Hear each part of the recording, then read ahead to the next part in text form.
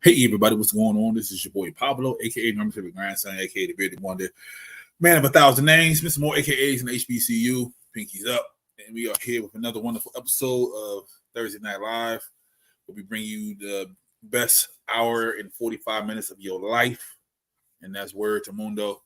And as you can see, we have a familiar, unfamiliar face, depending on who's watching. Sir, introduce yourself.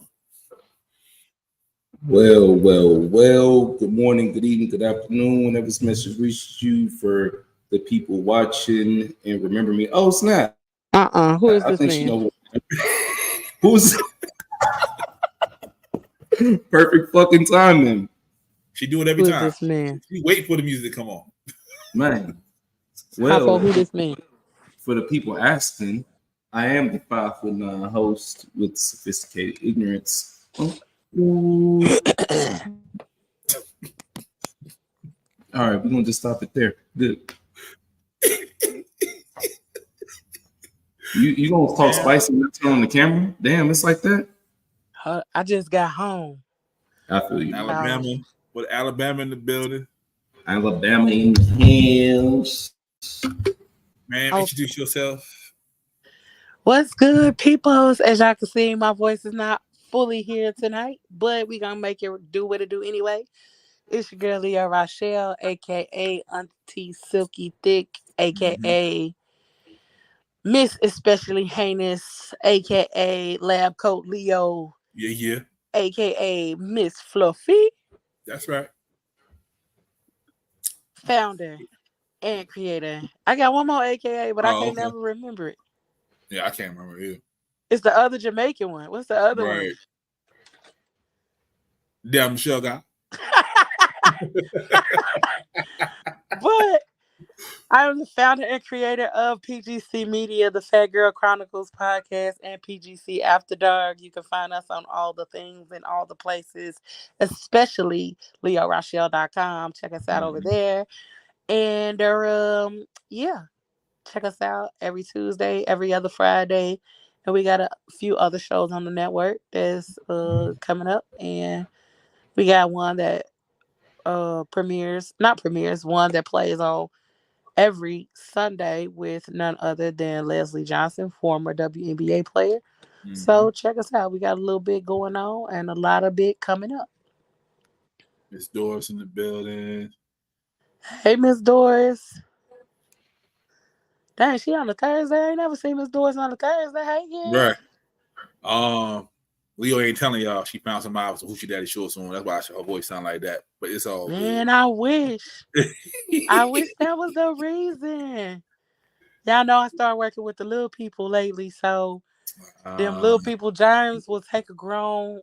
Yeah. They will take a Goliath size motherfucker down. So yeah, them little people germs then caught up with me. Okay. I wish I did find a nigga with some Hoochie Daddy shorts. Where y'all at? Hooch, you remember how I do this? I know it's been a long time for you, sir. It has. Okay. Did I do something wrong? Huh? Already out the gate? Oh. Nah, you good. I'm not even remember how I do this. That's all because you about to get started. No. I think I remember I did. Okay. He remember. Oh, I'm sorry. Yep, there we go. All right. First one up. Don't laugh! This ain't reality TV! Man. One of my favorite quotes for one of my favorite movies, stupid is stupid does. And that was some stupid shit. Alabama said if you would have had your lab coat on, you wouldn't have got sick. Listen, I can't wear the lab coat at work. Yeah, not that lab coat. Not that. Not that lab coat, baby. Oh, man. Let's see here what we got. So, Mike Myers from Austin Powers fame, he took a break. Took a break from everything, Hollywood, everything, for like a year. He stepped outside the other day, and people are kind of shocked of how he looks from taking a year off. Let me know what y'all think.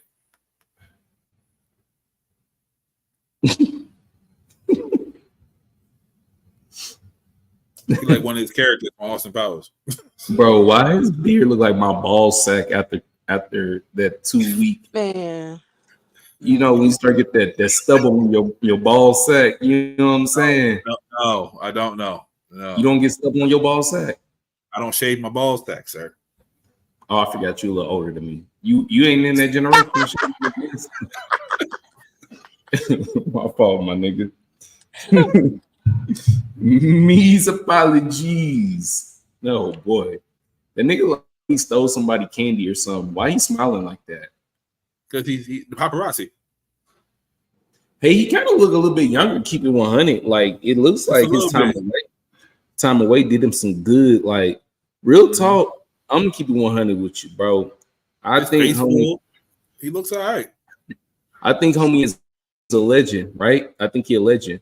But he needed his break because he was going out sad, bro. Like, you know, so good for him. Don't make another Austin Powers movie though, but good for him. He might. He better not. He better not. I think he looks like a man who is deciding that he don't have to live up to a standard no more. He free. I could do what the fuck I want to do. Yeah. I healed. I didn't got myself together. Bow tie crooked. See, he don't care. He free. Yeah. And he chilling. Like, people be having this unrealistic expectation that people not supposed to look older or none of that. Like, bruh, people are gonna look older. They not gonna look the same as when they came out 20 years ago, 30 years ago. Like, leave people the fuck alone. Let them age gracefully. Let them age, because y'all keep thinking people still supposed to look 12. That part. You don't look the same. The fuck? So why we got to? And aging is beautiful. Stop. Let's stop with that narrative too. Cause aging is beautiful. Shit. I can't wait till I get me a nice little gray patch in here somewhere. Nick, I swear, when you get that gray streak, I ain't potting with you no more, nigga. Yeah. All you gonna see is this. I'm be like, what you say, Pablo? Huh? That brings me to Leo. You make a great point. Can we ask one person? I know he's not watching. I'm sure he'll never watch. But can we ask Common to please stop dyeing his beard? It is getting very upsetting that nigga is older than Pablo, and he walking around here with a darker beard than Pablo. Yo, that's 2 shots, bro. That's 2 shots. One more, you want to get up out of here. One more, you want to get up out of here. I was about to say. What do you mean? I don't like when men be coloring their beard in. Sorry, leave it. True. You are absolutely.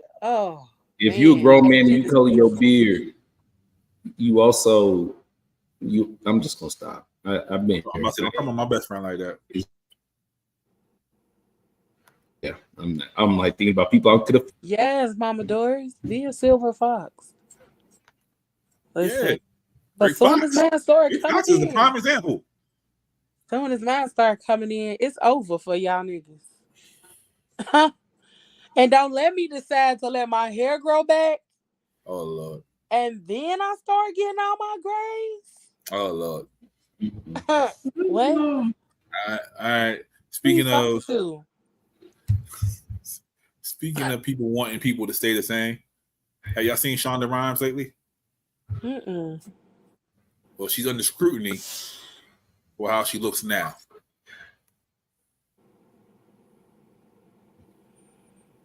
They said she couldn't do it by fuck good. So she couldn't do it by herself. So she doing the Oprah thing? That's what people saying, but she's saying nah, she did it the old-fashioned way. Oh well, don't worry, time will tell, and it will show. Bruh, like she got the Netflix deal. She got money to get a trainer. Like she can do it. And y'all, you know what be killing me, right? It's like, why when people who was a little bit bigger lose some weight, y'all just automatically think they couldn't have been working out? And it'd be like, well, I can't believe it. And it's like, well, why can't you believe it? Why I ain't see it? What you they can't do it. That's why. They can't do it. So that's why we see you snort crack every other day. We do. We see you get on Instagram. But we still ain't seen you lose no weight. The fuck? I do be wondering how y'all be doing that crack and not losing weight. That's kind of confusing. This new crack got different ingredients in it. all the goddamn time. But then you still the same size, and the motherfucker get out here actually lose weight. She look the fuck good. She don't look like she don't look like a motherfucker who been out here. I mean, she might have been doing the shots. Who knows? Who the fuck cares? I can't Because shoot she myself could in the stay stomach. big. That's Y'all why be I ain't doing it. complaining about that too. That's why I ain't doing it. I can't shoot myself in the stomach. That's why I can't do it. You can't what? Your stomach or something? Shoot myself in the stomach with those epics. I can't do that. Oh. I mean, I teach the motherfucking own, but I just don't see what the problem is. Like, if she did do it, and as you said, she got the next Netflix deal, she can afford to do it, then what difference do it make that she doing it? Because you know when fans get invested in you as a person because of the products that you brought to them, they feel like they have a say-so in your life. Hey, I'm finna tell y'all motherfuckers now.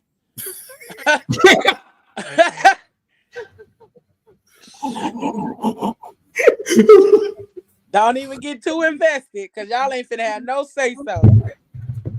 It's gonna say the Fat Girl Chronicles, and then it's gonna say the former Fat Girl Chronicles. I'm still gonna be fat, but a bitch about to lose hella weight, like, bro, and I ain't finna do no Ozempic. But that's what old boy said from the South Side. He said, "How's the Fat Girl Chronicles and nobody want to hear fat?" He made me feel good that day. I was like, "Okay, thank you, appreciation." I That makes me hella was young. Don't know that what PHAT means. Hey y'all. hey girl, Christina, I beat you on here today. Hey. Ma'am, I did not know having a puppy was going to be like really having a baby, and I'm fucking exhausted, and I was sleeping, and I'm sorry. You are fine. I'm about to wake you up right now. I'm about to wake you up right now. You ready? She's killing me, Larry. There you go. We are now here. There's a Miss AI contest.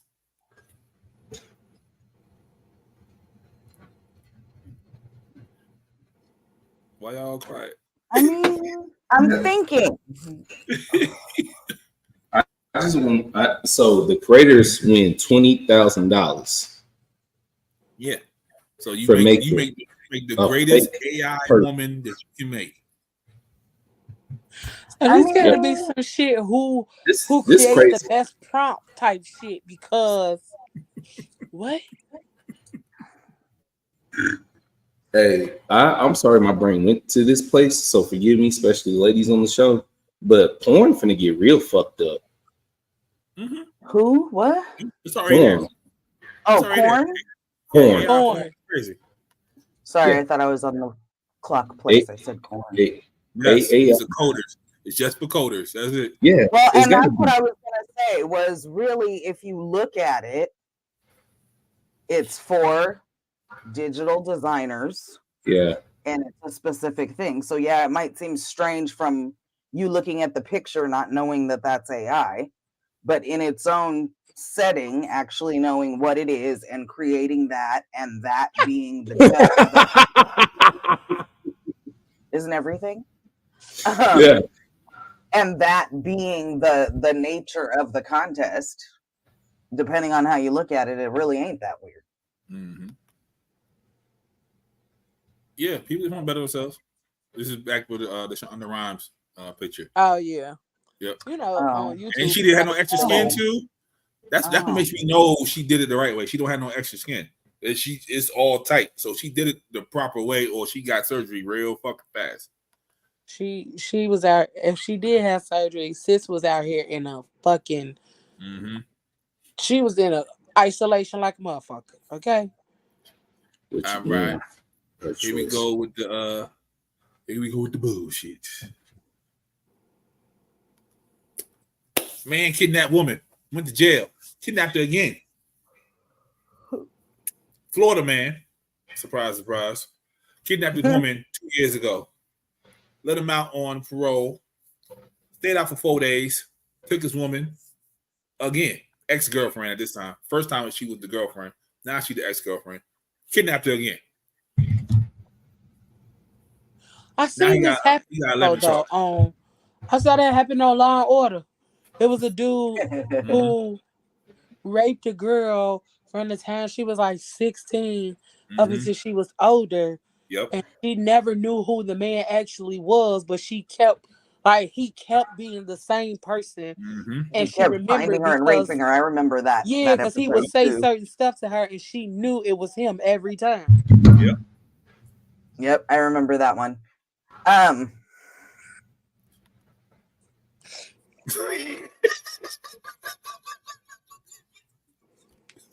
Especially in Florida. She could have got a gun real quick in Florida. Ain't no way. Man. I Hey, totally lost my train of thought with that one. We were talking about Florida man. He got out and kidnapped her. Oh, I know what I was going to say. I choose the bear. That's what I was going to say. Why is women choosing the bear? Because the man got caught, went to jail, got out, and 4 days later kidnapped her again. That's why. I'm talking about other men. Like they choosing the bear over other men too. Yeah, because like, are we really getting ready to talk about this? We have to. Have we ever had a news story where anybody got kidnapped by a bear? No, twice by the same bear? We have not. I mean, put me. Did you ever read a story about a bear raping anyone? Wrong bear.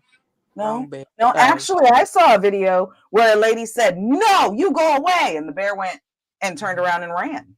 And I also saw a video where a bear picked her ass up by his mouth and started shaking her like this and shit. Oh yes, it's very, very possible. However, typically, if you don't fuck with the bear ain't gonna fuck with you. If you shit in the bear's house, the bear coming looking for you. I mean, not necessarily. Are we? I just want to say, in regards to that conversation, like they keep asking, why do women? What he say? Y'all choosing the bear, but what? But some women is bear traps. Oh, you're one of those. You gonna argue with women about their hypothetical choice about why they'd rather choose the bear. Gotcha. See, you gonna get caught. That's all I'm saying. The bear ain't gonna give you a second chance. After it kidnaps you, which has never happened before. The fuck? Shit, y'all know how many. But I think a lot of the realization is that people fail to understand the women's point of view, because a lot of the times you could say, "No, I'm good. No, thank you. This, that, and the third, or whatever," and niggas will persist on trying to get your number, trying to do this, trying to do that, and you got a video for that. You could gently say, "No, thank you. I'm good." Blah blah blah. And it's been so many instances where women have tried to be nice, tried to let them down kindly, reject them nicely. No smart remarks, no none of that. And niggas still have killed them, beat them, robbed them. Like, it was a woman in Texas at the gas station. A dude asked for her number. She said, "No, I got a boyfriend," and the nigga robbed her. It's a girl, I think she was in Chicago on her way to a garage. Dude asked for her number. She said no. The nigga raped her and killed her, and she was found in her car in the parking garage. Like, a lot of times I think men don't fully understand that we be scared of you. We more scared of y'all than we are of a bear, because a bear, it's in his nature to do shit in that way. Like, y'all want us to be like, "Oh, okay." Nah, bruh. Like, I get it, but no. Like, I get niggas the wrong number all the time.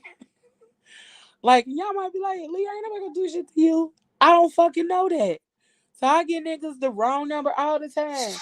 They will get my Google Voice number. They'll get any other number but the right one. Most of the time. Unless you find that you got on Hoochie Daddy shorts, you might get the right number. But, no, I'm just playing. See, He was But on a roll. it's a for Leo. real. It is a for real thing that we are really out here nervous most of the time because we don't know what type of response or action that we are going to receive simply saying by simply saying no. And I get it, like you might not like the analogy, but it's still our reality. So 3 things. Number 1, I didn't mean to start this conversation. I was merely being a smartass. And of course, that comment, because of what's going viral, was just a comment. I didn't mean to start this conversation. Number 2, add to all the scenarios that Leo just gave you. I watched a video literally today where a woman thankfully had her ring cam facing her when this happened, but she went outside and sat down on the stairs in front of her apartment building. She was just sitting there drinking coffee or whatever, and some dude approached her and started trying to touch her, and she was like, no. And you could hear her yelling, back the fuck off, back the fuck off. And he would like move back, but then he came back. This nigga came back 3 times. 3 times. And literally, it wasn't, don't talk to me, blah, blah, blah. No, he was trying to touch her and she was pushing him away. 3 fucking times. All she was doing was sitting on the stoop in front of her fucking apartment.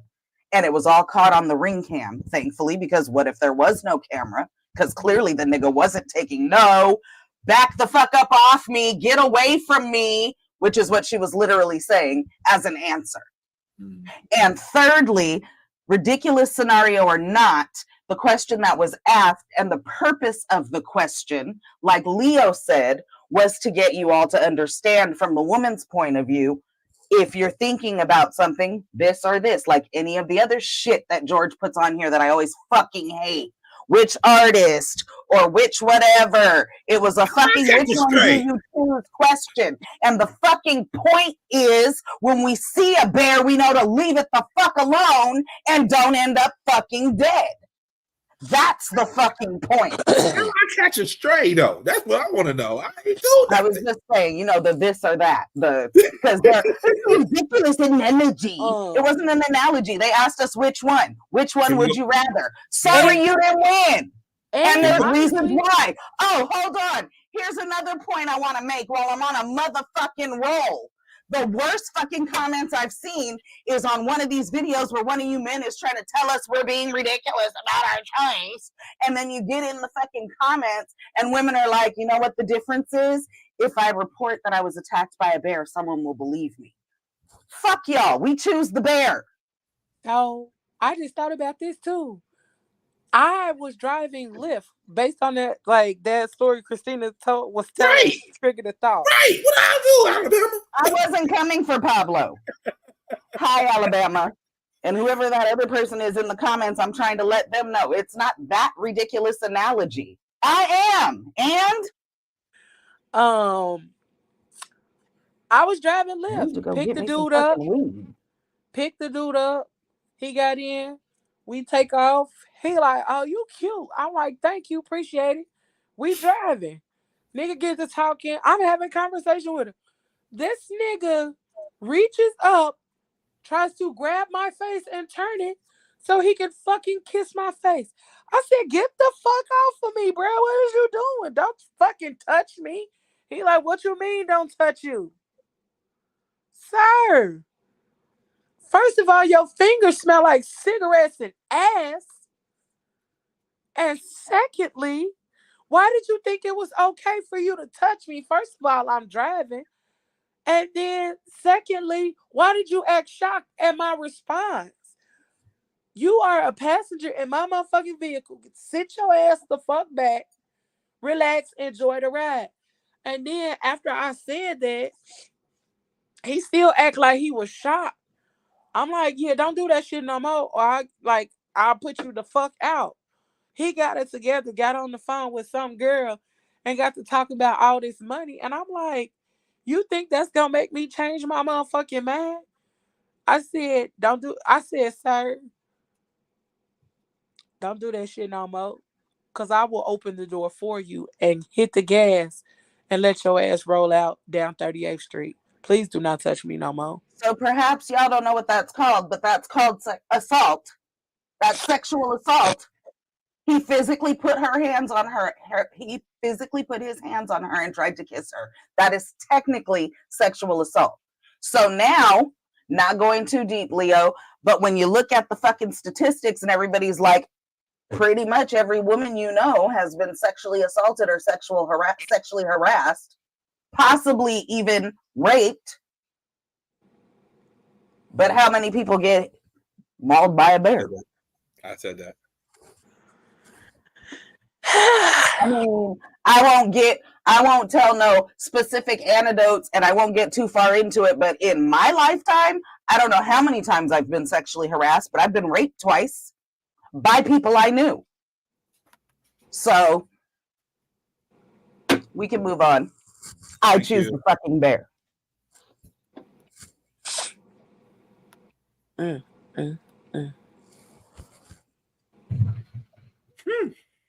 A lot of change. A lot. Pissed the fuck off now. It wasn't even all that serious. Jeff Goldblum from The Fly in Jurassic Park and a whole bunch of other stuff say he's not leaving his fortune to his kids. Who you gonna leave it to then? I think that's the question. He's giving it to charities. I was going to say, I don't have a problem with super rich people not leaving all of their huge fortune to their kids if they're giving it to charities and stuff like that, because the purpose behind it is something different. Mm-hmm. It's very, very different if you make your own money versus if somebody else gives you money. And he's not saying he's not going to take care of them at all. He's just saying he's not going to leave them his fortune. Yeah. They're probably going to be well off anyway with whatever allowance he gives them.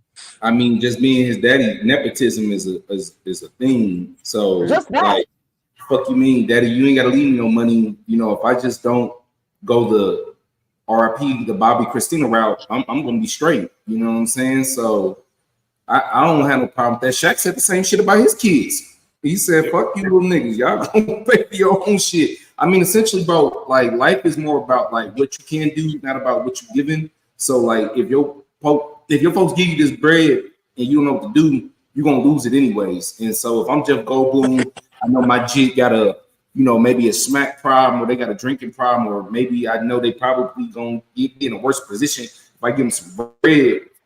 Or they're fucking entitled and need some character development. I mean, I ain't even want to go that route because I ain't got kids, but I definitely always feel like all kids are fucking entitled. So fuck all that. So I would imagine it's exponential when your father's Jeff Goldblum. I mean, yeah, your daddy's in Jurassic Park. So, I mean, yeah, your daddy's in Jurassic Park. There's no way you're not going broke, bro. Like, you have to go to some good school, if that. I mean, they just started busting people for paying for kids to go to college. So, I mean, they'll be all right. Yeah, exactly. Nepotism is only a bad thing when you don't know what the fuck you're doing. That's my opinion. Yeah. I just feel like with Shaq and all of these celebrities, like they come out here saying like they're not gonna leave their kids shit, or you gotta earn it. But did y'all give them the tools to be able to earn it, or did y'all give them every fucking thing? And then now all of a sudden you like, oh, now you gotta earn your own keep. Well, if you didn't teach me or you didn't give me the tools, now you set me up for failure because you've taken care of every fucking thing my whole life. And now you expect me to get out here and get it out the mud. That's one. I mean, people might be like, what the fuck you mean fair? Life ain't fair. But that's not fair because you've already set the tone for the life that I thought I was going to be able to live. And now you expected me to get out here and get it out the mud. I've never worked a day in my life. I don't know what work looks like. My daddy been Shaq my whole life. So there's a certain level of shit that I just expect to happen. And you can't blame them for the entitlement either. I mean, the entitlement is more, and just from my point of view, as a motherfucker who have to deal with people who's entitled, I feel like entitlement, like real entitlement, comes from like actual talent and experience. So if you just an entitlement motherfucker because your daddy was somebody, it's like really hard to keep that bubble even going past your own father. You know what I'm saying? Because I like even like unless your daddy died, he gonna cut your ass down. I'm like, no, bro, your entitlement shit gotta go. You fucking up my business. So I don't really think that people that say this type of shit have kids that are entitled because they already know it's gonna put them in a position to have some bad press or some goofy shit come behind it.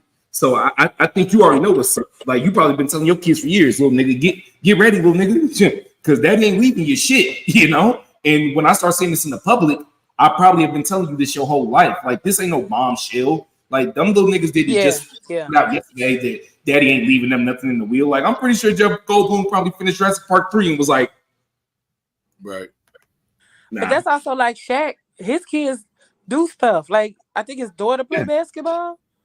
Yeah. Well, yeah, I mean, essentially, Shaq, though, I never thought that him telling us that he wasn't leaving his kids nothing was really making them broke. Because, like, work ethic wise, you don't see your daddy work like Shaq and think you're going to just keep bread. That's just my opinion. You know what I'm saying? That nigga Shaq. That fool does everything. Listen, Shaq, doorbell. I did not know all the shit Shaq did until one day I was having TT time with my nephew and we watching some shit on YouTube. And I'm like, Shaq, like, 4 Jamaicans put together, like, the fuck? I mean, he 8 feet tall. Like, I did not know he did. Wait. You mean world-renowned DJ Diesel? Mm-hmm. He was here. He was here. He DJ a thing here for All-Star Weekend. He owned Forever 21. The nigga he does all kind of shit. Mm-hmm. Yeah, like I mean, it's more about, like, I don't really think your pop got to physically lead you a damn thing. I don't think your pops got to physically lead you a damn thing. I just feel like your pops do need to give you some type of work ethic or type of, like, you know, positive input. Like, what the fuck your pops gonna leave you is irrelevant if you don't know how to work the shit. You feel me? Exactly. Because I was gonna say Snoop Dogg could say he ain't leaving his kids shit either. That motherfucker's another one who does everything. That nigga everywhere. I've been looking at, like, foreign commercials and shit. That nigga do everything. Listen, Snoop got Skechers. Snoop does everything. Skechers, Corona, cookbook, between him and Shaq, everything's covered. Like, everything. I'm like, that is the level of doing every fucking thing and nothing. That was that video. T-Pain made a video. I think it was Snoop that sent him a freezer full of ice cream. And T-Pain was like, man, just stop. You doing too much. Why the fuck are you sending me a freezer full of ice cream? He's like, it's not that I'm not gonna eat it, but it's a freezer full of ice cream. I didn't even know what the fuck I was gonna do with this freezer. Just stop, man. Go sit down. You've done enough. It was just the funniest shit because he was like, bro, you've done enough. Leave it alone. Yeah. But that's how I'm trying to be. Not to that extent, but to that extent. Like, if God opened the door, baby, just give me a toe. You ain't even got to give me a whole foot. Damn it, give me a toe. Okay. I don't know what this is. Hold on. Oh, that ain't the video. I wish it was the video. That's the funniest video ever. If I ever get rich, I'm acting just like him. Oh, Lord. Let's see. Do I have the video? Make sure I have the video. Nope, don't have it. Okay. So basically, he just got drafted. And that's his first press conference at a draft. And they're asking him, like, what kind of coat you got? He said, oh, man, I got this from Macy's, man. They come in like 4 or 5 colors. They like $30. You got to get them in the summertime because they cheaper. Like, he was dropping like frugal game from the jump. I was like, he going to be all right. He going to be all right. Because just like they say, rich motherfuckers will pick a penny up off the ground because they know all that shit adds up. Period. Yeah, definitely multiple incomes. At least one passive just chilling. I mean, you don't have to have all the streams of income. You can leave some for other people, Shaq and Snoop. But I'm just saying, you know, you do have to have they got them. They saw the TikTok and they heard him need 7 streams. He's like, oh, okay. He's like 7 times 7 times 7. Hey, bro, you You can. got billionaires who hoard money, and you got some very successful black men who hoard work streaks. Absolutely. Man, I'm like, every time I look up, Snoop in a fucking commercial. Yeah. Yeah. Mhm. He was at And then that WrestleMania. nigga They did- gave him $1 million to be at WrestleMania. That nigga did that whole press release talking about he going smokeless. And it Yup. was about the grills. Bro, Exactly. Hey, it made me look at the ad They because I did. was like, wait, what? It was on CNN. It was like Yep. Snoop quit. So Him quit smoking was on CNN. That's how you That's know you're what- important. That's funny as hell. But But to everybody me, knows that's Snoop fucking about to be genius smokeless. marketing because we all were like, wait, what? And we all went to see what it was about, right? It's Yeah. genius fucking And marketing. he let it breathe. He put it out and then he let it breathe for like a month. Everybody was like, what the fuck is going on? All right, let's get back into the shenanigans. The shenanigans.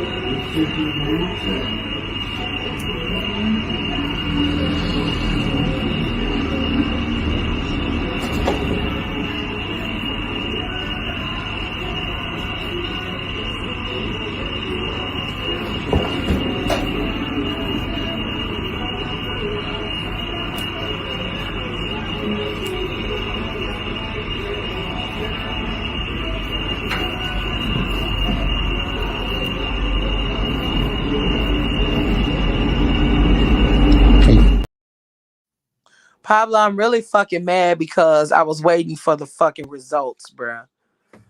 I thought he was finna comb this shit out and put a do-rag on it and make it look like he had waves or something. And was this a white man or was this a Chinese man in the chair? I think he was Asian. Asian. But And I've why the never had fuck y'all Carol using before. Marcel's? Isn't that hot? Oh, I'm sorry. Does she need to eat? She probably does. It's Yeah, it's No, it's she hasn't. curlers. It's Hi, Marcel baby. You curlers hungry? for hair. Yeah. It's for their hair. That's what you get them black women get them tiny ass curls on their hair. That's what they used to use. It's definitely on point. He know what the fuck he doing. Mm-hmm. He kept He pulling know my man's exactly scalp what though. the fuck he doing. I want to yeah. know how that man was handling all that heat because you can't get too far, and the hair wasn't even long enough that whoever was holding it didn't even have to hold it for a minute. There wasn't no smoke either. Yeah. Oh, but that's white what I'm people's saying. I'm hair ain't gonna be confused. able to take as much heat either. That's what I was about to say. I don't know. But That was also cool. it'd be a lot of smoke from our hair because we use products like Mhm. Spritz and Oil Sheen. And high heat. Uh-huh. Yeah, one shower is over though. That's why a lot of y'all bald head now. I don't even need a shower. If he go outside and it's foggy, that shit gonna fall.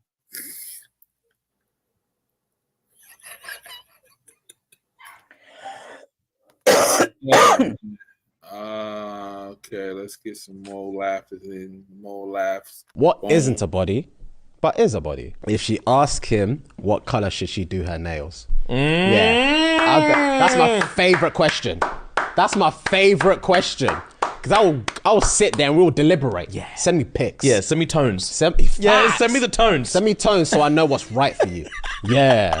I'm all about them things. That's me. Yeah, and when she said, you got boyfriend?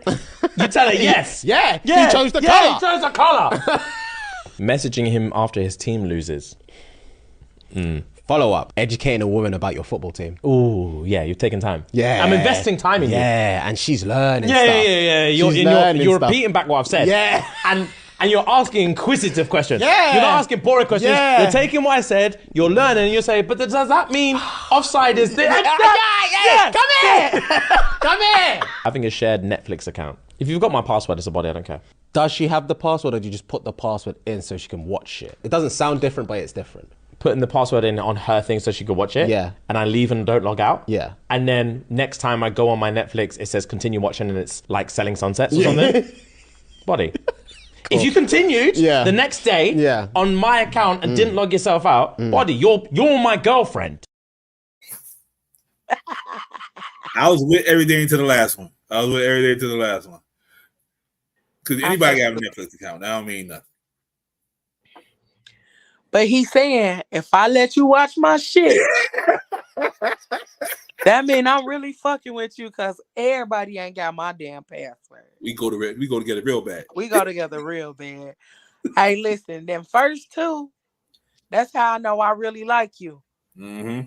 Them first two. If I'm up in the nail shop and I text you like, what color should I get my toes? That mean I really like you and I really give a damn because I'm finna put these toes on your face later. So I want to know what you feel like looking at. Like, tell me what you want to look at. What color makes you happy this week? And if I give a damn about your sports team, knowing damn well I ain't watched sports in I don't know how fucking long. And I'm finna ask a few questions and I'm finna be all inquisitive and shit because like I really want to learn, but nobody has taught me. Like I used to know football really good, but over the years, like fucking with niggas who didn't like sports or I just wasn't watching it on my own. You know, the true statement is if you don't use it, you lose it. And that's really what happened. So yeah, if I'm asking about you teaching me about your team, whether it's football, basketball, baseball, hockey, whatever the fuck your sport is, if I'm really asking questions, that means I'm really into what you're into, and not because I'm into it, it's because I'm into you. Mm. And everybody don't get that. Not at all. So I concur on what Leo said because I only watch football because Daddy likes football. We went to a Raider game because Raiders is his team. That's I don't like football.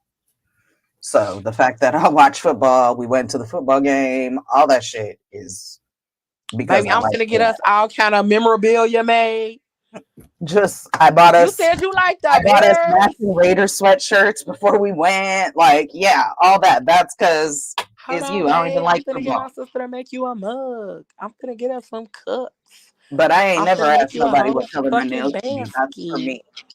That's for I've you. never like I get that that's some people's thing or whatever, but like when I get my nails done and shit, that's my self-care time. That's my thing.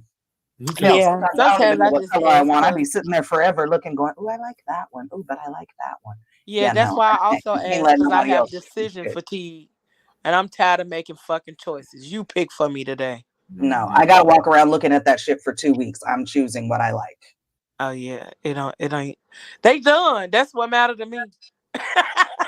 That part. They done. I don't care what color it is. He'll be like, "Oh, let me see your nails and feet when I get home." You know, that's where I went. He want to see, but I choose my own shit. That's my self-care time, and he understands that. I'm finna wiggle these motherfuckers right in your face. You see? Teachers are teaching again, unfortunately. Huh? In what way? Wait, what'd you say? In the way that we used to post about. I didn't hear what you said. Teachers are teaching again. Okay. But she has an excuse. Oh man, she touching kids. Yeah. Oh. She only gave oral to a 15-year-old boy instead of intercourse because she wants to stay pure.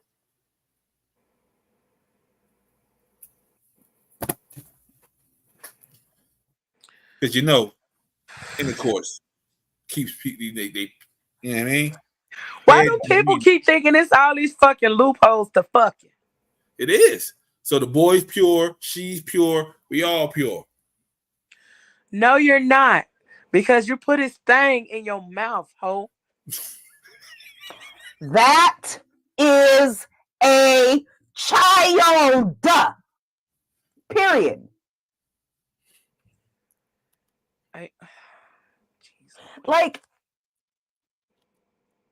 just the fact that you thought I don't not like sports. I just don't like football.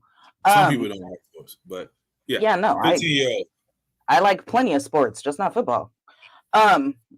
Matter of fact, we be watching the playoffs. Like, I like basketball.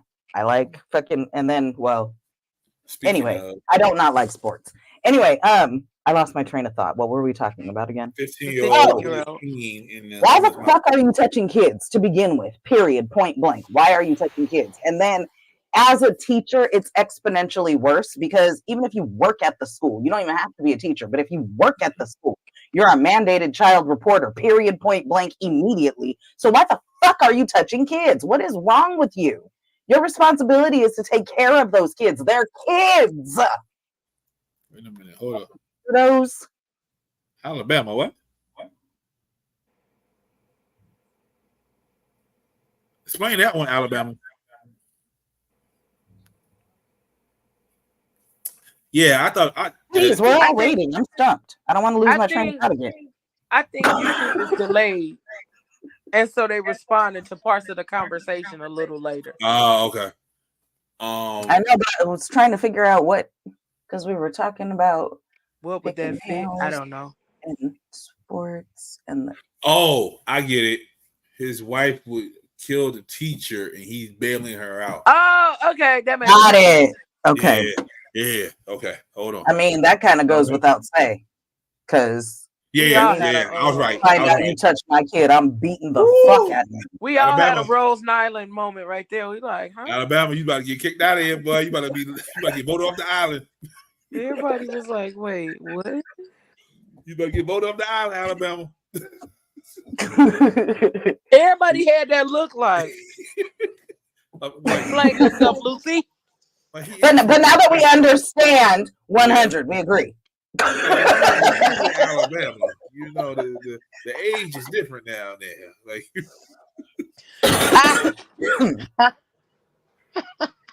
yeah, we good now. We on the same page. We got you. We just had to decide. We do now. You didn't see like our facial expressions. We were giving you the benefit of the doubt. I mean, we knew that you wasn't saying that she was touching them. We just was trying to figure out what you actually meant. Yeah, like we all paused and said, "Hold on, go ahead and explain, Alabama." We gave you that courtesy that we would not give. You know, you typically, got a little and sense. We gave you that courtesy. Yeah, I mean, we gave you a couple of minutes, okay? It was us. It was us. It's okay. We paused. We got was us, not you. All right. What's this? Oh, here we go. One of y'all gave me this. Friend loans you. Oh, it was me. Yep. It was me because I was interested to see what y'all would say after I commented and then scrolled through the comments. Give me 50,000. How much I'm giving back? The $100 he gave me. Some people said that. Some people said half was only fair. I wouldn't give him half. Some people said other things. I'll probably give him like 5,000. That's what I was about to say. Probably 10%. Yeah, something like that. I'll give him I started at 10 and went to 15. So my answer was 5,600. You gotta have 15. You get your actually what I said in the comments was initial investment plus 15%. You get 5,600. Okay. Because technically it's an investment. You don't know what the fuck you gave me that $100 for. You gave me $100. Yes, I won the money because you gave me that $100, but I was gonna do whatever the fuck I was gonna do with that $100 and then give you $100 back anyway. So anything over the $100 is me being generous because all I'm really obligated to do is give you the $100 back. Right, but they say you give money away if you expect it back. You know what I mean? Like, so he gave 100 away, not expecting 100 to come back to him. Yeah, and then you wouldn't even know that I won 50,000. Not a damn clue. Not a damn clue. Cause if I won that kind of cash, I'm gonna hit your cash out with that $100 and a little more, and then go on about my merry little way. Put that shit up and keep it moving. Cause I don't have to give you anything, but like I said, 10%. Cause you did give me the 100. Mm-hmm. But even then, were we at the casino to begin with? Right.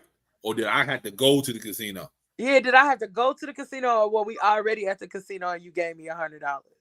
Because if we was already at the casino and you gave me $100, you knew that I possibly could have lost that money. Mm-hmm. And knew I didn't have no money because you gave me some at the casino. Because you gave me $100. So at the casino, it was a bad day. You know I was going to gamble that $100. Yeah, it was a bad day for me already. I ain't being shicey neither. It's just a matter of like principle. Like, 110%. You knew I could have lost it. So, well, like I said, just out of gratitude alone and the fact that I won the money, I would give a percentage. I would give it to you. I would give it to you just for you being solid. Because I have been at the casino and my friends gave me money to gamble with. That makes sense. Because you need something. I'm not a gambler. I got you. And then a stranger gave me $100. If you don't hear the cheering, my nigga, I ain't in shit. I'll tell you that right now. Right. If you don't hear me screaming at the top of my lungs, don't even worry about it. But even if you did, the point is, just because you gave me that $100, it don't matter what I do with it. So I even if you that shit in my bra and not did nothing. I'm trying to tell you, if you don't see the pit boss walking my way, I ain't win a damn thing. I tell you that. Even if you do, that don't mean I hit big. It might mean I just won. I won a little 5,000. That's it, a little 5,000. Nah, you don't get. He got a big swole dude next to him with that 50. But yeah, I had a stranger give me money at the casino because we ended up finding out we had the same birthday. We were sitting next to each other talking shit, and we found out we had the same birthday. He's like, "Happy birthday," and gave me some gambling money. That's how it be sometimes. And I won like. First of all, I'm at the table. I'm telling everybody, shut the fuck up, okay? Like this is not the cheering section over here, all right? Hey, I mean, right?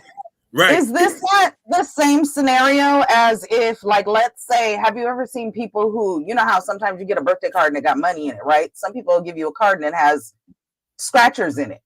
So if you give me a card with scratchers in it and I win, am I entitled to give you something as a fucking gift? Exactly. You gave it to me. And because you gave me scratchers, you knew there was a possibility I might win. So me winning some money. That's what my boss used to give us. You gave me the opportunity for a gift.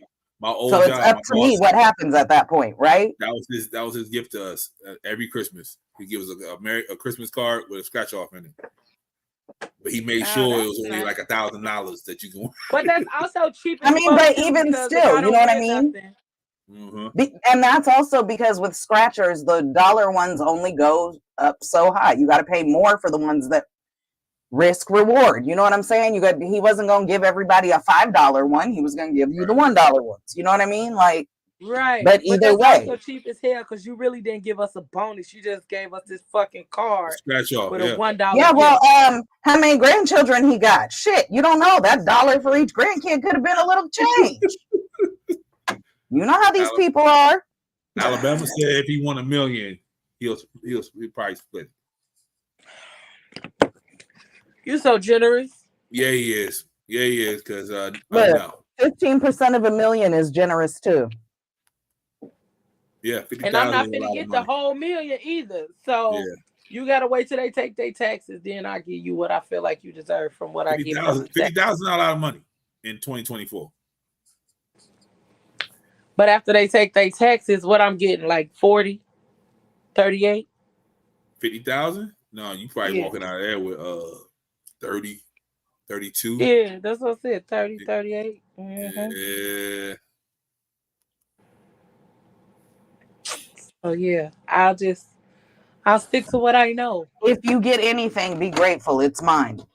Period. And that's just how the story goes. Right. All right, next one. Bam.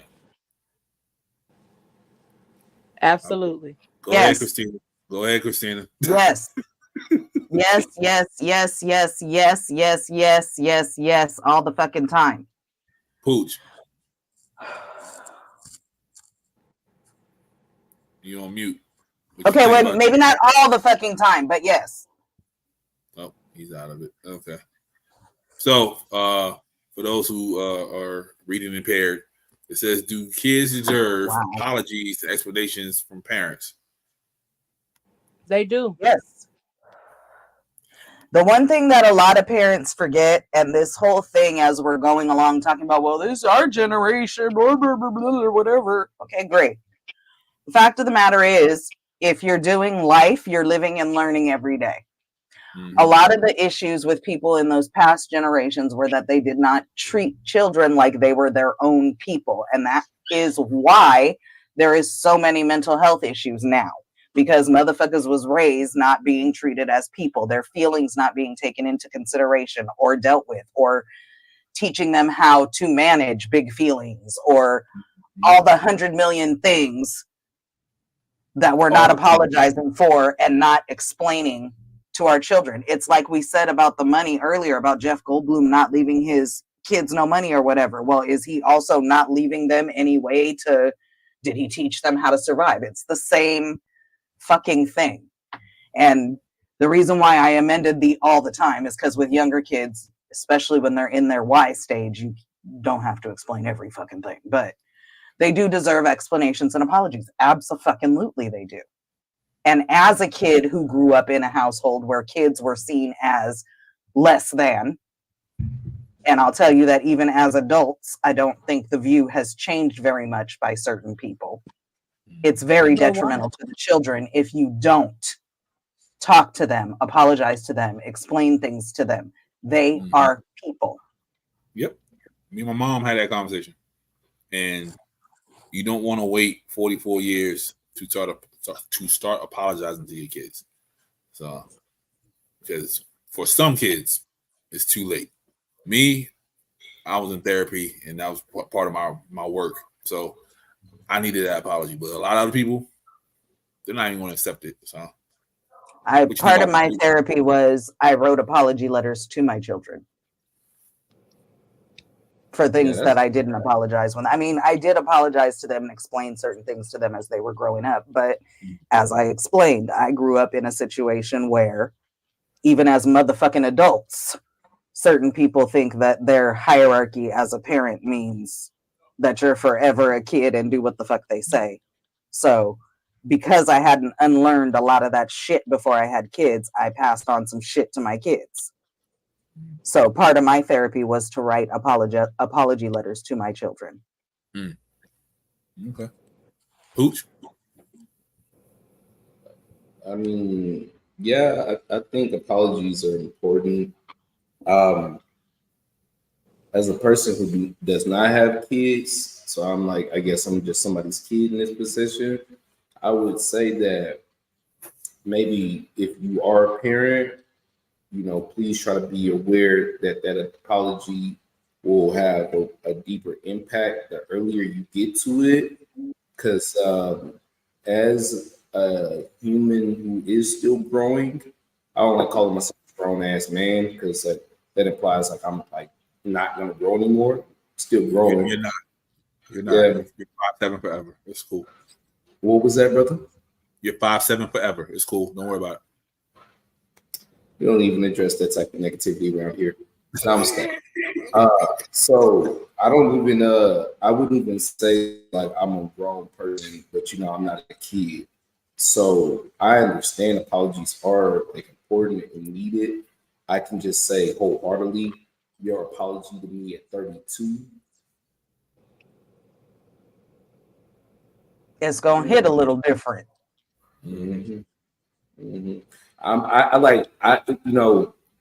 At 32, I can, and this is funny to even think about because 2 years ago, I would have been like at 30, like, nah, I don't want your apology, keep it. At 32, I would be welcome to an apology, but I'm still not like as forgiving as I probably know I will be at like, say, 42 or 52. But like at 32, like I just hear your apology out. That's it. I don't need nothing else though. Like you can just stop. Because to me, it gets to a certain point where it's like, why did it take 32 years? Like, homie, why couldn't you see this in 2 years? Why couldn't you see this in 10 years? Why didn't you, I was trying to tell you when I was 16, 18, 19, like, because to Christina's point, the only issue with apologizing parents is that and I'm not saying this was your experience with it, Christina, but I'm sure there was a point where your kid was trying to tell you about yourself, right? Like that's the terminology you want to use. They'd be like, well, that's the terminology parents like to say. It's like, you trying to tell me about myself? And it's like, no, I'm not trying to, whatever the fuck that means. I'm just expressing that I don't like it. What my experience is in this situation. So from therapy, I found out something very sobering about my mom.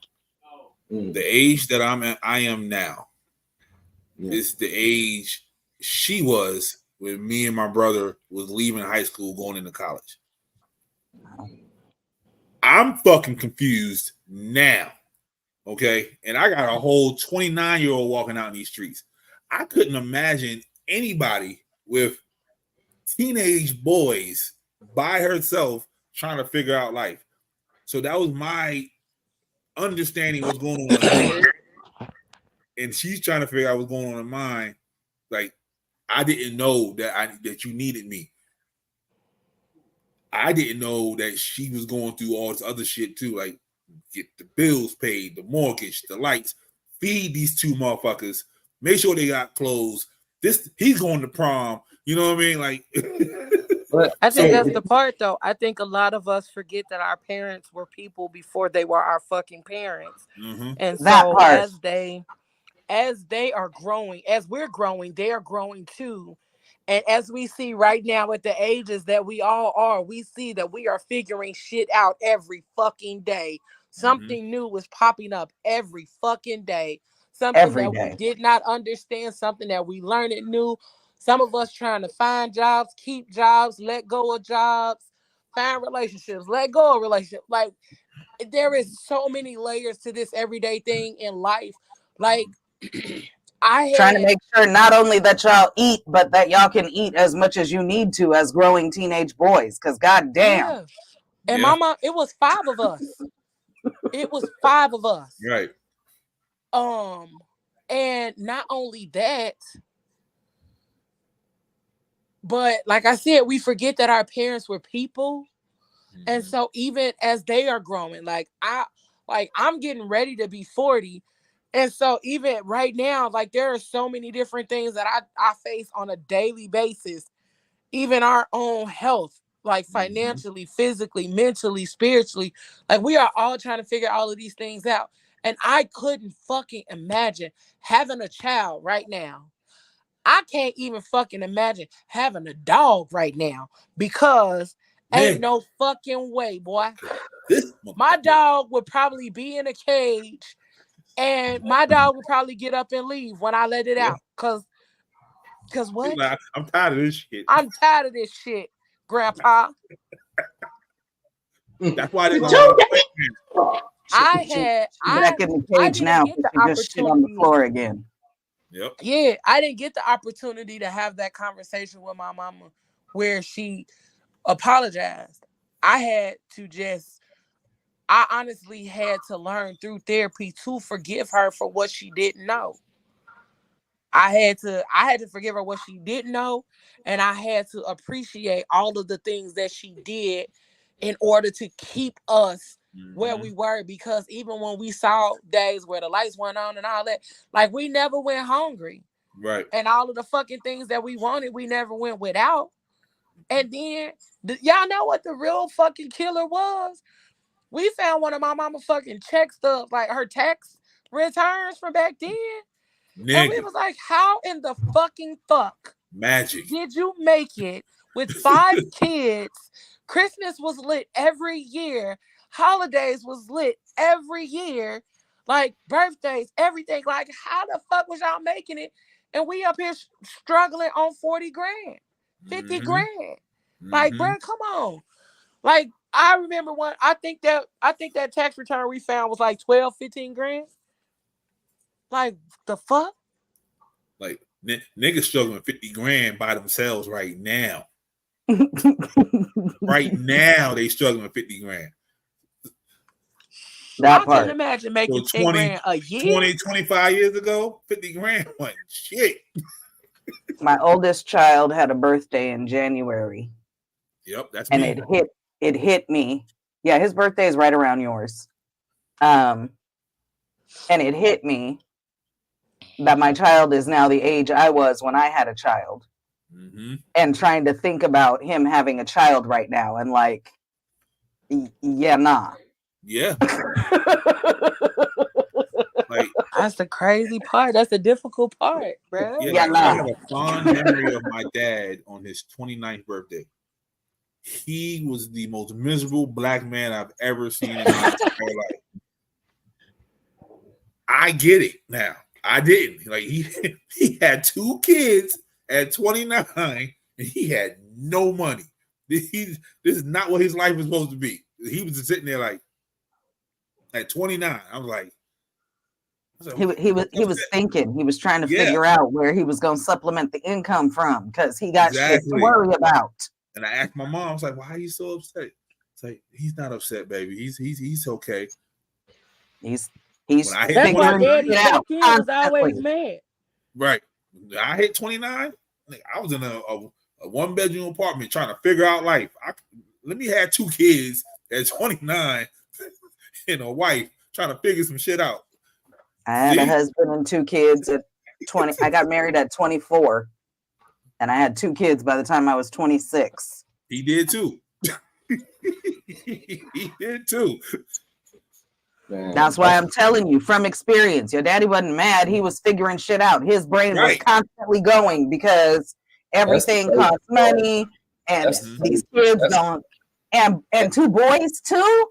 Oh my God! These kids got to eat and eat and eat and eat and eat. Outside of everything I just said, what's even crazier is like how like mental health was like not a thing. And like I know for sure one of my parents, I'm not gonna say which one, but y'all can probably guess.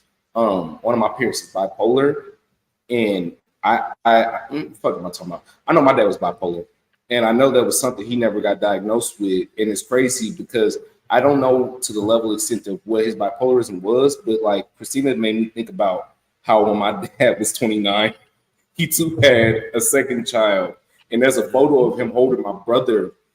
And I remember him looking like what you just said, somewhat miserable. But like as I sit here and these 32-year-old bones is kicking in and shit ain't like bouncing back like he used to, this nigga was not miserable. Christina's right. He was sitting there like, fuck, I got another child. My first child was 8. My newest child was 1. And then the nigga fucked around and had another child 3 years later. So now sitting at 32, you got 3 kids. Bro, it was such a, and if I could just add on to this, I think it's really funny too, because it depends on where you are like lining up with age with kids. Because I'm 10 years older than my sister, and I'm 7 years older than my brother. So like my parents were like 35. I was like the 12th. And so I was like always a bigger kid. So when I got to about 19 to 20, I was like my parents' brother and sister. I'm sorry, brother. Fucking to my sister. Wow. I was like their brother. And how do I say this in the most positive way?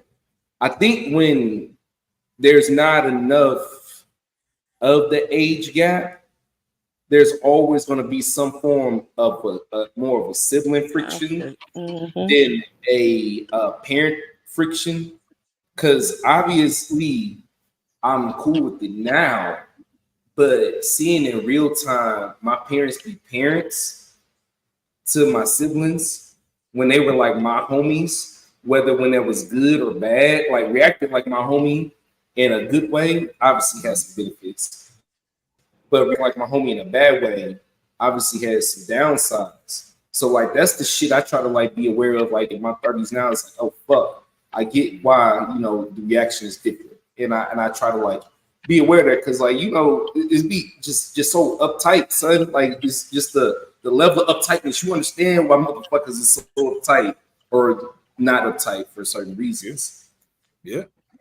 So a couple of things going on that. Yes, the age is absolutely important. Now, my parents were still in high school when they had me. I can't imagine having a child at 16, but they did. Right. So the age gap between me and my siblings, my next sibling after me is 5 years younger than me. And then I don't know if at that point it just kind of, because then my next sibling is 7 years younger than me, then my next one is 10. And so they all grew up kind of in a clump. They're all 1 to 2 years apart. And then there's me, who's separated by that age gap. Now, the other piece about that, so I was talking to my sister not too long ago, and she is, so my sister that died was between us. She was the one that was 5 years younger than me. The one that is still here is 7 years younger than me. So we got 7 years between us. And we were talking, and it's interesting, like you said, Pooch, like your parents reacted to you kind of like a homie or whatever, whereas with your siblings. So not only does the age difference make your experience different, period, because your parents are at a different stage of their life. My kids and I used to have this, well, my genius second kid came up with it. The first pancake. When you make pancakes, a lot of times that first pancake be fucked up. It's kind of the practice one, like get the heat right and the timing and all that shit, right? So kids are kind of the same. They don't come with instructions. So you learn things as you're raising that first one that you can put into play with the next one, and so forth as these kids are coming along. Now, I will also add, I won't say which parent, but it was the white one who recently said people who go to therapy are stupid. And so that's why, even though I have forgiven that particular parent for certain things when I was growing up, because they were able to do what they were able to do with what they had, I have a problem with the relationship going forward, because people who need therapy and who all of their children are in therapy shouldn't say that therapy is stupid. That's all. Okay. That's pod. That's crazy. Well, I just want to say that I'm Go ahead. glad all of our motherfucking asses is in therapy. Hey, I'm glad all of us are in therapy. We want to be better, and that means something. Mm-hmm. Like I said, I'm at the age now where my mom had 5 kids, and all 5 of us were over the age of 5, and I'm 39. So my mom had 5 kids, and by the time she was 39, her youngest, let me see, my little sister her birthday is this month, so she would have been turning 6 when my mama was 39. Like the fuck? I get what? I couldn't even fucking imagine having 5 kids right now. And I be seeing some of these parents coming to daycare, and like they got 2 arm babies and one that's like they got 2 arm babies, and then they got one that's walking, one that's like 4. I'm like, the fuck? Y'all didn't let them 6 weeks pass, did you? Some of them don't. That's crazy. Yeah, an old coworker, she had 3 under 3. That's insanity. Yeah. She had a fucking death wish. Insanity is doing the same thing over.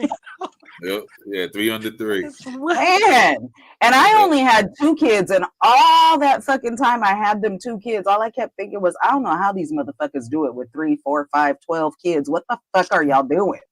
Yep. This shit is hard. And all of us were like 3 years apart. We like 3 years apart, almost exactly. That's actually kind of a good age if you're going to have another kid. 3 years apart is kind of a good. Yeah, because that's a good. They'll always have somebody developmentally and stuff. Yeah, all of that. But even from the mom's point of view, like by 3 years old, that kid should pretty much be potty trained, kind of starting to get a little bit of independence, and old enough to where you can start preparing them for another baby, and then they'll, start falling into that or whatever. I couldn't prepare my first one for the baby. I just want to say this. I mean, I did as best I could, but they were only a year and a half apart. So how much did he really? I'm not the baby. You know what I'm saying? Yeah. I would be a fucking. I literally have video of my oldest son my father-in-law is holding the baby and he goes, look at the baby. And my son goes, yeah, baby, and walks away. He's not even 2. Yeah. All right, Leo, you ready?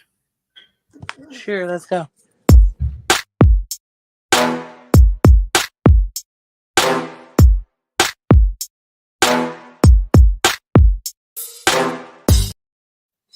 See, my problem that I experience with a lot of men is that I'm so cool and I'm so down to earth, and I create this safe space for a lot of men to be transparent and to be vulnerable and to just be open and talk about any and everything, to the point that they start to friend zone me.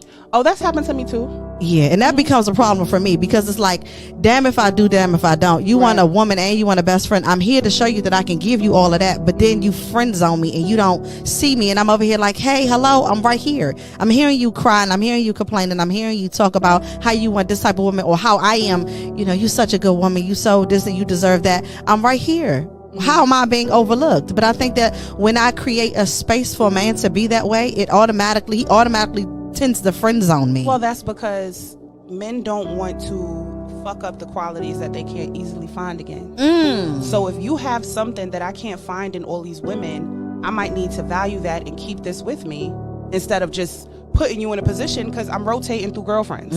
I'm rotating through girlfriends. These girlfriends are coming and going, but what we have here, I need to hang on to. And I can relate to that as someone who has experienced that. I often say, the person who gets the most of your vulnerability often gets the least of your love. Yeah. The person that you call in to cry with is not the person that you think of when you want to cuddle all the time. Yeah. So they don't want to ruin what they have with you or me. So they keep you there and rotate everyone else. I think that's an excuse. I think that's a fucking excuse, because the marriage is built on a particular foundation. So if you're trying to find that relationship, you have right there exactly what the fuck you're looking for in the relationship. If you're just not attracted to that person, then just say that. And her saying that they don't want to fuck it up, then don't. Then fucking don't. If you have that place where you're vulnerable and you can talk to her and all of that, then y'all can work through that shit. If you're being transparent and you're fucking telling her, okay, this is what I'm dealing with, whatever, you ain't gotta fuck it up. And if she's being that person for you, she's going to be that person that's going to be there as you figure that shit out and y'all grow together. That's what motherfuckers are missing, and why motherfucking relationships ain't working. Go ahead, Leo. Go ahead, Pooch.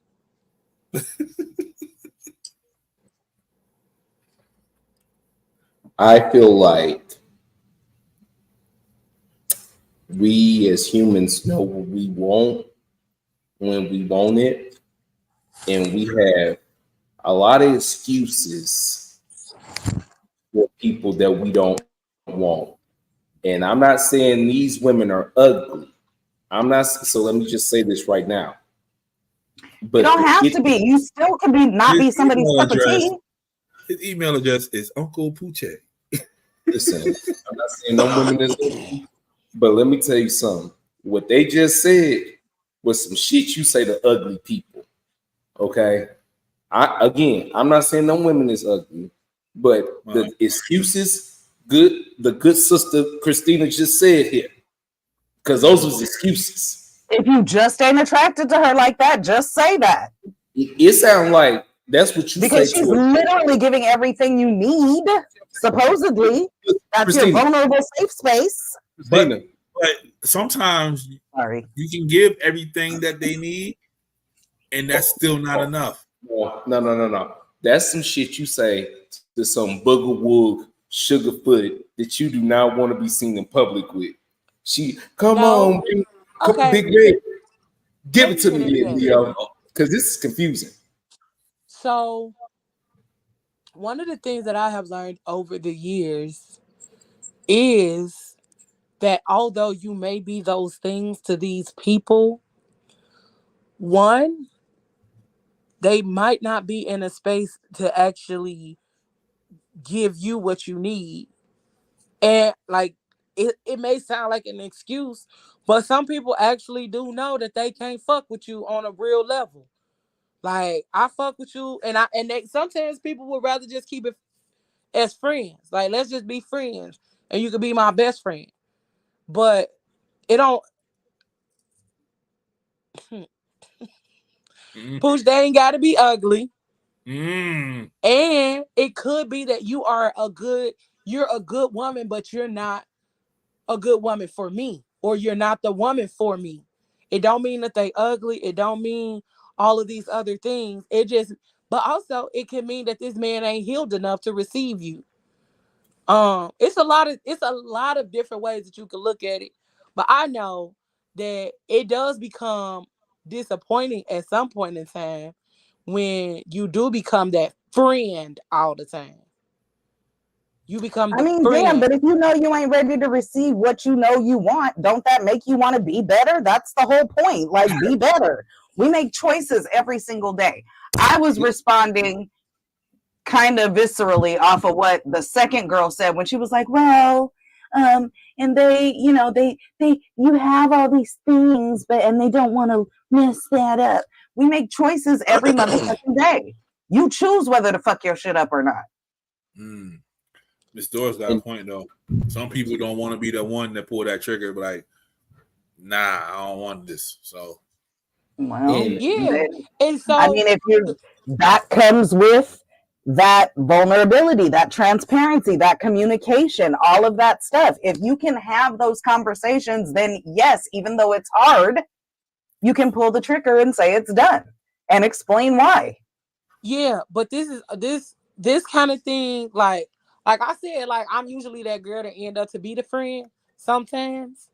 But also, I think this is just my thoughts and my opinion, because I know I'm not fucking ugly, Pooch. Damn. Yeah, but, Pooch. Was calling me ugly, but some men would rather choose a familiar hell than an unfamiliar heaven. That's how I was my whole 20s. They will choose what is familiar to them because you, like, I know a lot of times, like, niggas be trying to come over this way, but I don't do drama. I don't do chaos. I'm not about to argue with you. I'm not about to sit up here and chase you or none of that. I'm going to give you so much room to hang your motherfucking self, and when it's done, it's done. But, again, a lot of times men pick familiar hells because something unfamiliar takes too much healing and too much work to be done. So I don't want to do that. Too much self-reflection. Yeah, too much stuff I got to do. Too much inner work that I need to do to be with a motherfucker like you. So I'm gonna just make you my friend because, and that's what I think she was trying to say, but it just didn't come out that way. But I'm gonna just stick to my familiar hell. And I'm going to rotate all these bitches because fuck hoes get money. And, and that's what I feel like doing in my life. I don't want to heal. I don't want to be healed. But I do want to bitch cry, moan, and groan to you because although you exactly what the fuck I'm looking for, I don't even know that's really what it looks like. Right. I don't know the shit I keep saying out my mouth that I want. I don't even know what the fuck that shit looks like, even though it's exactly all the fucking things that you're doing. But see, here's the other thing too. If I'm your vulnerable safe space and you keep coming and venting all over me, I'm going to be telling you how your unhealed ass out here recycling girlfriends needs to fucking figure some shit out. So it's only going to be too long that I'm going to keep listening to that shit. Now, that don't mean I ain't going to be your friend. That ain't going to mean we can't still talk about other stuff and all that.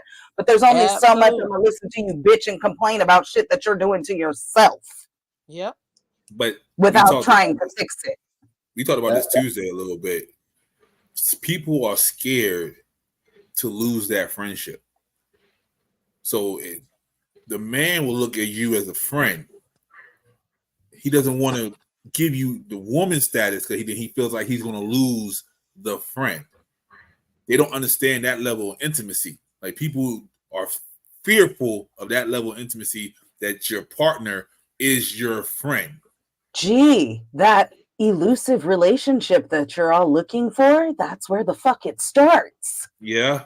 I just but, again, but nowadays it's not like that. I'm just gonna go out and say it again, and this maybe it's just my opinion from my experience.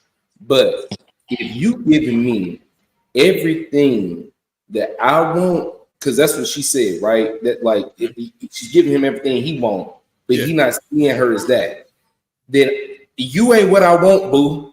That's just really what I'm just saying in my view. Right. And that's why I was saying, if you ain't attracted to her, just say that. We friends because I ain't into you like that. I don't think that, okay, now the ugly comment I said, I feel like that's something you say to an ugly person, meaning in this point, if you wholeheartedly are giving me everything that I want, then I should want you. And if I am wanting you, I don't want nobody to want you the way I want you. So this extra layer of like he needs to understand shit goes back to y'all both make the point that this nigga needs to go figure out his life and go figure out what he needs to get done. Because if you can't see that you have a woman in front of you, you clearly have other priorities that are clearly not clicking in my head. I'm just saying, like, because damn.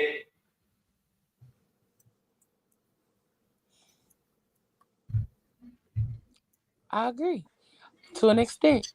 That again, I think it also goes back to the fact that like you could be everything I fucking need, but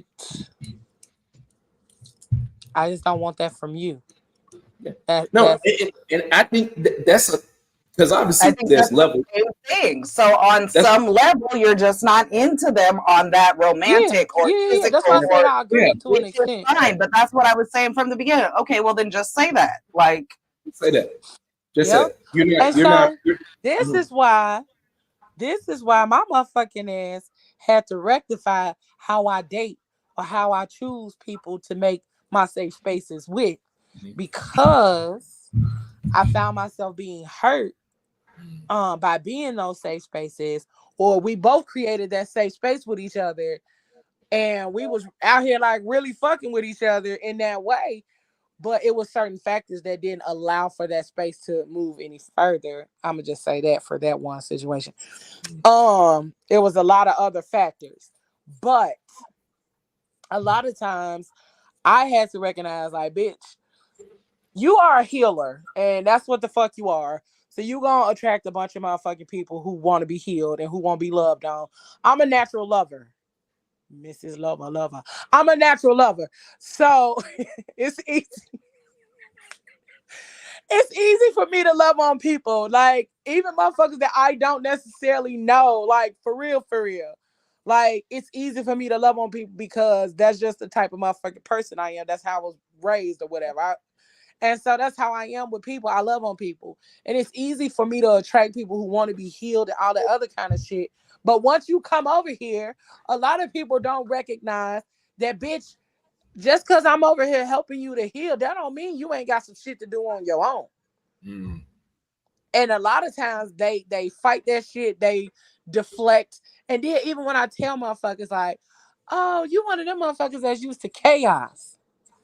And they be like, no, I ain't used to chaos. I just, no, baby. It's so normal for you, you don't even recognize it as chaos. Yeah, because the minute I'm not arguing with you, I ain't fussing and fighting with you. Like, you want to start an argument. You want to start a fight. You want to nitpick about some bullshit. Sir, if you don't get the fuck out my face. Or do little shit just to see what your reaction is. And because you don't go outside and slash their tires, that means you don't love them. So people choose familiar hells because it feels good, it looks good, and anything else outside of they know. Yeah. So when you know better, you do better. And then when you know better, you also love yourself in a different way so that you don't accept bullshit and you don't fall into those self-sabotaging situations. But again, that's why I'm in therapy. And so now I ask a bunch of different motherfucking questions based on time frames and time stamps. Oh, okay, we've been talking a little while. So what we doing? How this going? Because I used to be scared to say, what is this? I used to be scared to say that because people used to tell me all the time, you don't say that because they automatically think you want a relationship. And I used to be like, no, I mean, I just want to know what the fuck we doing, so I know how to compartmentalize my fucking feelings. Because and it's a boundary discussion. Yeah. What are the parameters? What are the boundaries? What is this and what are the rules? Conversation. And so then I started questioning what my boundaries look like, because when I was trying to set boundaries and ask questions, I was always met with resistance. So now I'm in therapy again, trying to figure out fucking boundaries. So boundaries are hard. When I used to ask that motherfucking question, people used to be like, nah, because men think this and men think that. And dudes used to really think like, oh, this mean you want a relationship. Nah, baby, this mean if I want to go out on a date with another nigga, then I don't have to let you know about it. I don't have to. You ain't gotta worry about this nigga following you and shit, looking through the window like Donnell Jones. Include you in that conversation. I don't, like, you know what I'm saying? I don't have to like consult you about the things that I'm doing if we just friends, because I don't consult my friends about going out on dates unless it's my the same shit as when you get invited somewhere and you ask who all gonna be there. Like, you fucking planning your shit. Like, it's not okay, well, so it's time to be in a relationship now, let's put a title on it. No, it's okay, this is what's happening. What does that mean? Where is the boundary at? What are we moving towards something? Are we like, it's communication, for fuck's sake. And what's the expectations? Because don't expect to talk to me every motherfucking day if you ain't my man. Do you go into a meeting and not have an agenda? Like, don't expect to get the invisible ink pictures and you ain't my man. Yeah. Y'all be up here expecting the invisible ink pic. That's top tier right there. The what? The invisible ink pictures. Mm-hmm. That's top tier. I don't even know. Christina, you got an iPhone? Uh-huh. Okay, I'm gonna show you what I'm talking about. I ain't gonna send you no invisible ink picture, but I'm gonna show you what I'm talking about. It's gonna be like a meme, but when I send it to you, you will see the invisible ink thing. So when you get ready to send some shit, like you put the picture in your, like you attach the picture, but then you press and hold the arrow before you send it, and these options pop up. So you can send it in bubbles, you can send invisible ink. It's like 3 more other options before you send a picture. Yep. And then when it gets to you, you just you move your finger like a scratcher. Yeah, and you see you move your finger like a scratcher, and then you can see what's underneath the invisible ink. Boy, they find out new ways to just send everything.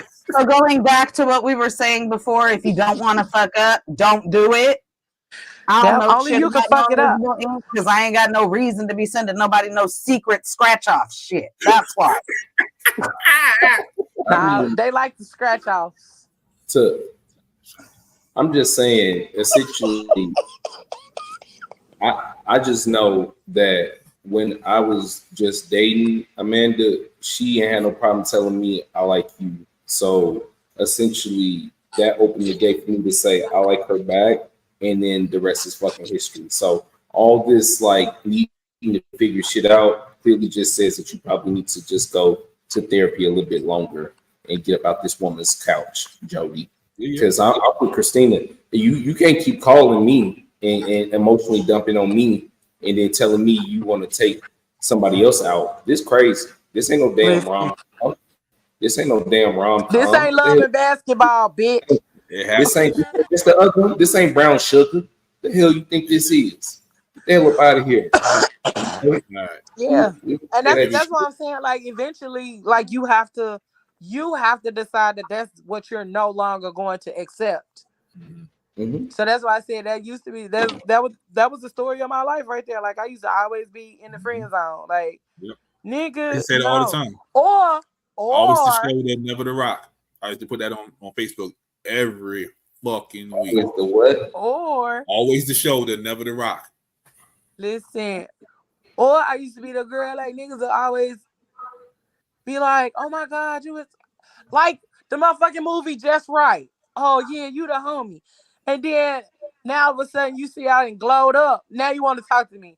Boy, go suck that boy's penis for me. Cause no. All right. Next video. No. Speaking of boundaries. Stop! Don't touch me there. This is my no-no square. Stop! Don't touch me there. This is my no-no square. What? Big bro in the back on the right, they made him do that video. He ain't want to be. Stop! Don't touch me there. That's. Stop! Don't touch me there. This is my no-no square. Stop! Don't touch me there. This is my no-no square. Yeah, What's Big crazy Bro. is the one in the front looks just like the principal at one the most recent school I was working at. She looks just like the principal. Probably her. It's not her, but it looks just like her. Yeah. That's capitalism at its best, right there, boy. Exactly. When HR gets creative. Yes. Oh, come on. Obviously, it's age appropriate for kiddos. What adult calls it their no-no square? Boy, the ones that still stay with their mama, I don't know. And the ones that call the penis ones who PP. say that you're That's what I was about to say. The like ones that call make their penis your a pee PP. feel good by putting it in some pussy. Yep. You call your shit a pee-pee, then that's for you. Whatever your age. Next video. You call it a no-no square. Yeah.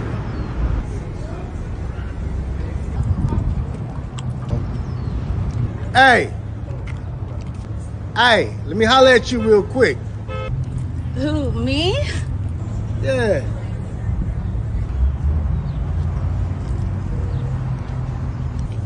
Yeah.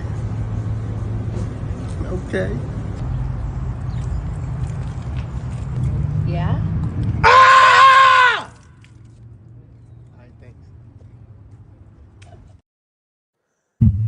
I would have punched his thick ass in the throat. I ain't gonna Look lie. here, Cole. Look here, Thickums. If I was a woman, I would give him my number just for his creativity. That shit was funny. as hell. That shit was funny, but I would have been mad had it been right in my face like that. Look, Darnell Rollins. Look just like that nigga from Dave Chappelle with braids. I'll punch your thick ass in the throat. For real. Cause don't holler in my goddamn face. I done walked all the way over here and you gonna holler in my goddamn face. Yeah. Them glasses would have been crooked. Yeah, as hell. and the way my anxiety works, you would have scared the fuck out of me. Who knows how I would react? Hilarious. And I wouldn't have responded to no, hey. Yeah, that was wild. Yeah, kind of. Yeah, that was wild. All right. That's what I was thinking when she was walking over. I was like, who walks over like that when somebody says, hey, let me holler at you? That's not even. That's You wild. don't get the fuck on. All right. We're gonna end this on a good note right here. We're gonna end on time this week. We're gonna end on time. Oh, are we? I think so. Oh, okay then. Maybe. You didn't get my message for my scream? It's only a minute, though. I ain't going to really scream. I just wanted to make a point. Yeah, I got you. I'm grown enough to know that love doesn't last forever. When the relationship ends, I like a parting gift, a child to remember the love we had. I have 4 baby mamas now, but my recent ex refuses to get pregnant. She knows I'm a great dad, so why deny me? Is she secretly lesbian? What kind of woman hates children? Is this a Chicago thing? Thoughts? No, this is a common sense thing, sir. She ain't trying to be the 5th baby moms. You don't even win a medal 5th place. What kind of breeding kink shit you got going on over there where the parting gift is you spraying up the walls and leaving them with a seed, sir? What kind of Nick Cannon vibes is you on, sir? That was literally the first thing I thought. Did Nick Cannon write this shit? First of all, the nigga talking about a parting gift, like it's the centerpiece on the table from a wedding. Mm-hmm. Like what? What? I mean, that level of audacity already, but then to continue with my most recent ex refuses to get pregnant. Is she a lesbian? Are you a fucking idiot? Well, clearly. Hey, all I'm gonna say is, at one point in time, I don't know what the fuck where I was or what was happening in my life that I kept attracting these men that had like 6, 7, and 8 kids. And they was all talking about, oh, you should let me get you. Sir, for what? I said, no, cause I'm a selfish type of bitch. My baby not about to be number 9 and 10 on the goddamn roster. You not about to. You die, and now my baby gotta wait till all the money is dispersed from the first 9 before they get theirs. Sir, no. And they gonna question yours. Listen, also, sir, I have questions about your fucking way of thinking, period. Like, you already got 8 other kids. How many baby mamas you got? What the fuck are you doing? Listen, I was asking all the questions, Christina, because I was like, why? What? Why do y'all think? I know I got these childbearing hips, but ain't no fucking way. Also, do you realize once you get somebody produce number 10 pregnant, that a baby then comes from that, and then it's a baby that somebody then has to take care of, and then it's a whole human? Is there a disconnect there? Parting gift. And then one of the niggas kept saying how he hated helping his daughter with her homework. What you think you finna do with number 10? If I was gonna ever let you get me pregnant and have number 10, nigga, you gonna do some homework. So that lets me further know that the answer is no. The answer was always no, but based on the hypothetical situation that went on in my head, the answer is hell no. You ain't the daddy material I'm looking for if I wanted to have a baby. I could be desperate to get pregnant, and I ain't gonna be looking for you to do it because you ain't the daddy material I'm looking for my child. I will go get a turkey baster. Yeah, maybe before he I don't know. let Maybe you be the dad. can't do the work. Well, that's also a problem. And that's also right. I was about to say that also because we're learning and growing here in these parts. Further lets me know you're not about to be the dad. I've had to Google to help my children with homework before. And all you got to do is tell Siri what the problem is, and she'll look it up or give you the answer. Man, it got to a point by the time my youngest one got to high school, I couldn't even help with homework no more. That kid way too fucking smart. Yep. All right. All right, Pablo. We going over today. Okay. Just one more. We'll be right. done by 10:10. 3, 2, 1. What you're seeing from a lot of Black men online, it's a frustration with the fact that like patriarchy tells them that their worth is in what they can do. Their worth is in where financially what they have and what they have to offer. And they don't have it because of a bunch of other systemic reasons. So if you have that, every person wants love and companionship and wants to be validated and wants to be positively received. And if you're told that your worth innately as a Black man is dependent entirely on these things that feel out of your control and out of your hand, you're going to be upset if there becomes a rise in rhetoric that's against you. Like it is true that social media has a very anti working class Black man rhetoric. Yes. Even though most Black men find themselves in that position and they find themselves in the 1%. So you're seeing that a lot versus you're also seeing Black women who've also been conditioned to believe in like patriarchy and patriarchal relationships and to believe that what a man is supposed to do for them is supposed to be to support you, to head the household, but their experience that they're not having because of all these systemic institutional reasons, whatever, is not having that. So you're seeing two sides mad at each other for a larger systemic issues and reasons and the absence of things and love and relationships that they should be able to have, but no one's talking about that.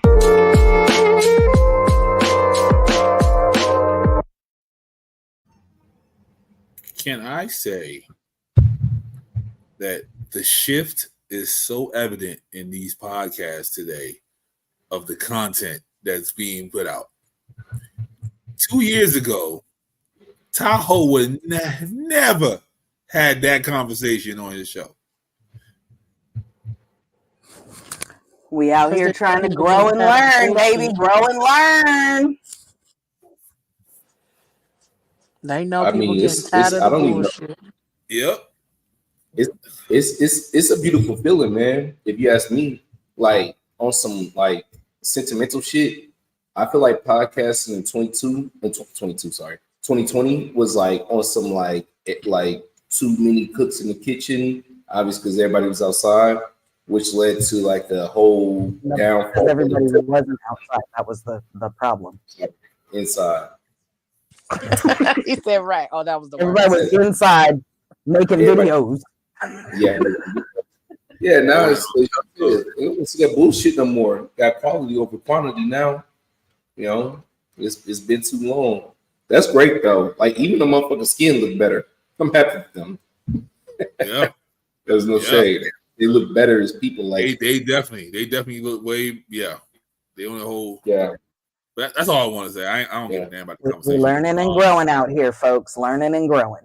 They absolutely are. I do like her point, though. I do like what she said. I agree with her 100%. That's why I just put up the most there's nothing to talk about. Yeah, there's nothing to talk about. It was just great to see Tahoe growing up. That's all. It's great to see Tahoe growing up.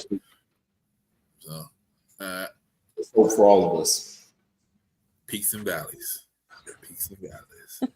I've cried, I've laughed, I've been mad. Cruz is being sued for $17.31. Why? Well, this man, 37-year-old Brandon Vesmar, says she ruined their date and his movie-going experience. Vesmar spoke to us Tuesday, and now Cruz wants to share her side of the story. She says he exaggerated about how much she was texting during the movie. Cruz says she only sent 3 text messages to her friend and tried to be discreet by holding her phone close to her.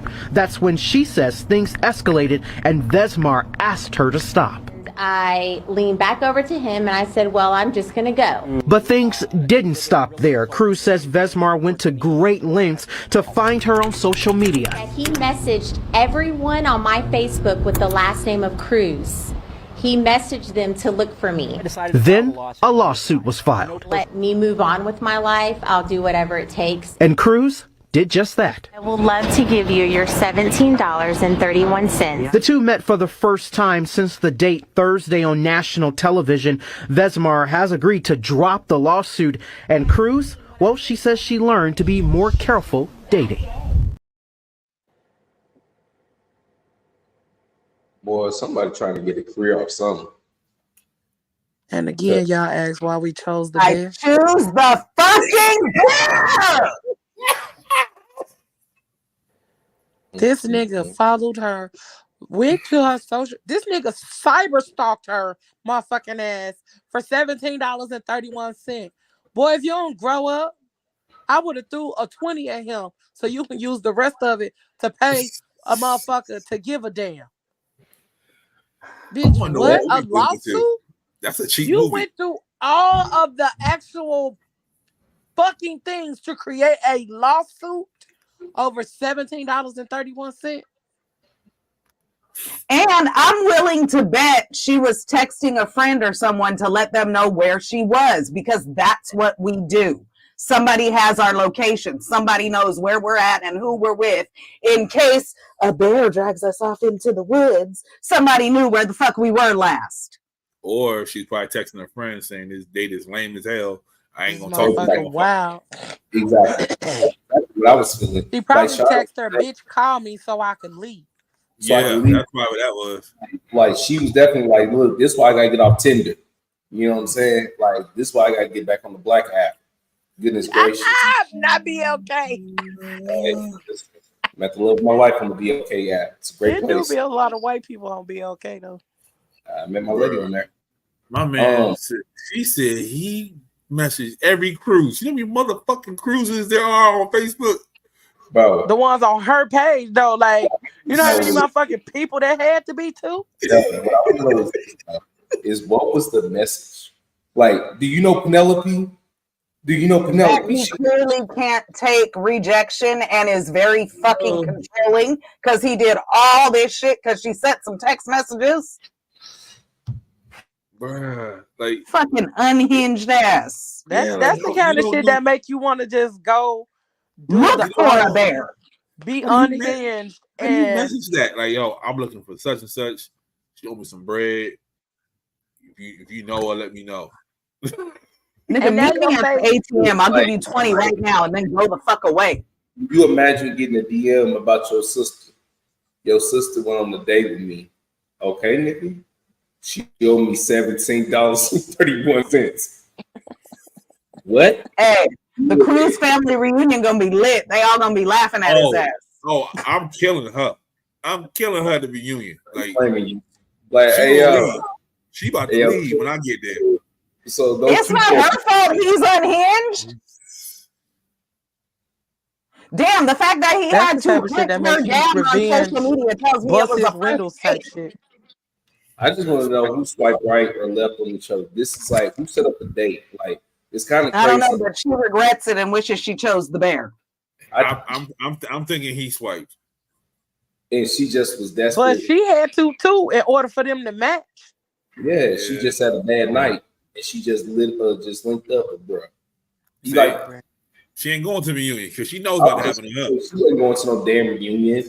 All right, she scarred for They're gonna life. be lit. They still gonna be talking shit. Because cousin Jorge is on her ass soon as she walk in there. Shit, it's gonna happen because one of them gonna hit the other one and be like, "Did that person get at you on Facebook? What the fuck?" Like, yo, me too. You ain't gotta go. It's still gonna be lit. They still gonna be talking about that shit.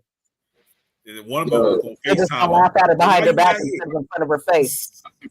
I'm confused. So she gave him $17.31, and then he dropped the lawsuit. Yeah. So he was gonna I get want to know money. what court picked that up. I also Wayne?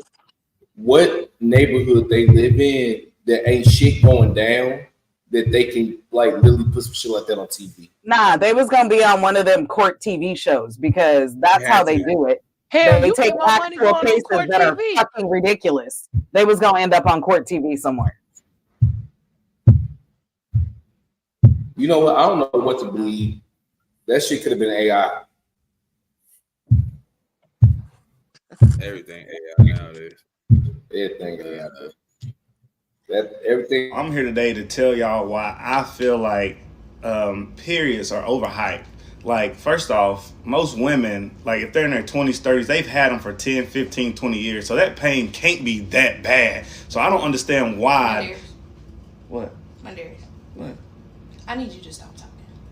I need you to stop talking right now. Because until you have had blood coming out of your body like a faucet, like a running faucet, just because I've had it since I was 12 or 13 years old, it's overhyped. I'm saying it would be bad for me Mandarius, my look first at me. Look time, at me. obviously. Shut up.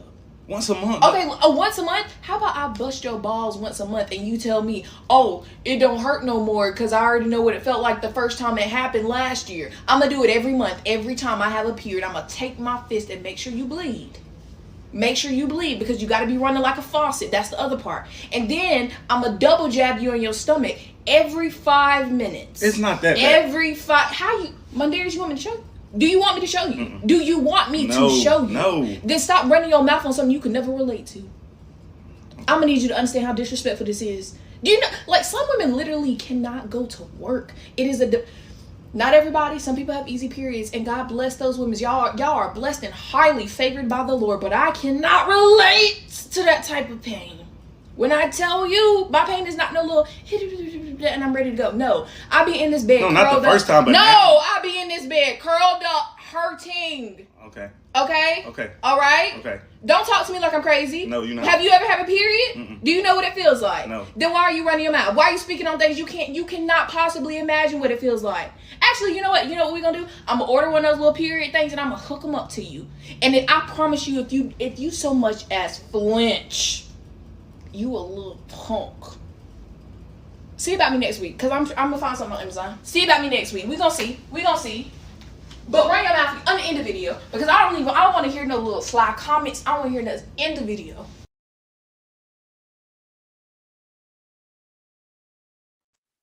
See about me next week. Because until you've birthed a baby jellyfish and until you get a cramp in your ass randomly and one in your vagina at the same time and you don't even know what the fuck caused it, until you can't fucking sneeze because you don't know where the fluid gonna go and whether it's gonna go up your ass crack or down your motherfucking leg, shut the fuck up.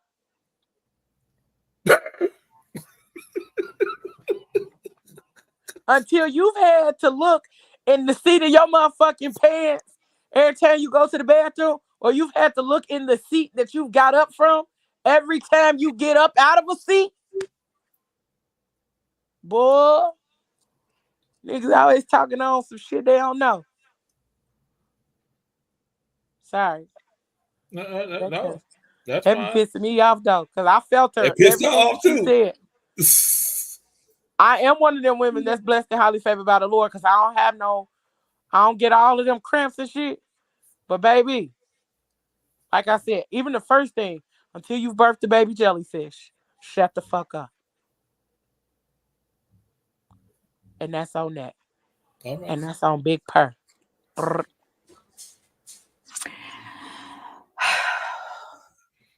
As someone actually medically diagnosed with a menstrual disorder that makes my shit heavier and harder than most, that's it. I'm just going to leave it right there.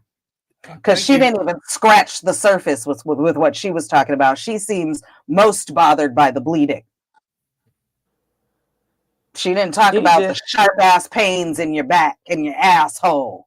She didn't talk about the baby jellyfish that Leo was talking about. She didn't talk about the hot ass nipples, the nausea, the diarrhea, the fucking like, fuck off. Okay, I'm She didn't talk about the hot ass nipples or the tender ass nipples. Bruh. Titties hurting, back hurting, cramps in the stomach like you having contractions. And all of that is in addition to the bleeding. And oh, sweetie, I'm glad yours is just like a faucet, because mine's like a fucking fire hose. Listen, until niggas have hot titties, I don't want to hear nothing. No. Motherfucking nipples be so hot and tender, you can warm a honey bun on them bitches naturally. I don't want hot titties for nothing. I'm good. Bruh. I don't need the told Krispy my Kreme sister and titties. them that one time and we all cackled for a good minute. You don't become invisible if you close your eyes, Pooch. You still here. We see you. I said, bruh, I could warm a honey bun on my nipples today, y'all. And we cackled because every motherfucking woman can understand the heat. And it's not even that they hot. It's the pain that's creating the fucking heat. I don't want hot titties. I'm good. Right. All We right, don't man. want them motherfuckers either. But it happens. But it happens. Because what? Pooch, your titties be hot. That's why you take your shirt off all the time. Told y'all that's why I take my I'm shirt all the surprised time. he got a shirt on now with his titties closed. He at work. That's why he can't be I'm dancing. still working. Yeah, I can't be working. I'm I still wish at I work. would sit and entertain somebody mansplaining periods to me. Do you know how quickly I would punch your ass in the throat? Bruh, them balls would have been in my hands. Say what now? You see his wife's like, let's turn the video off. Let's just turn the video Listen, the way she squared up on his ass, like, say one more motherfucking thing, and I'm finna go. For me, it was when she first noticed what he was saying, because she was in the back, she was holding her phone, and she just went like this. Uh-huh. And then the way she walked up.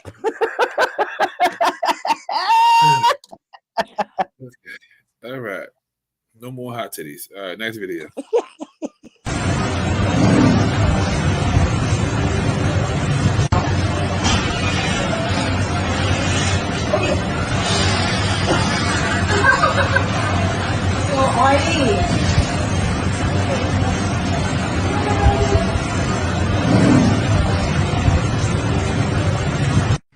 There's a brigade of men who are like, women just won't say no.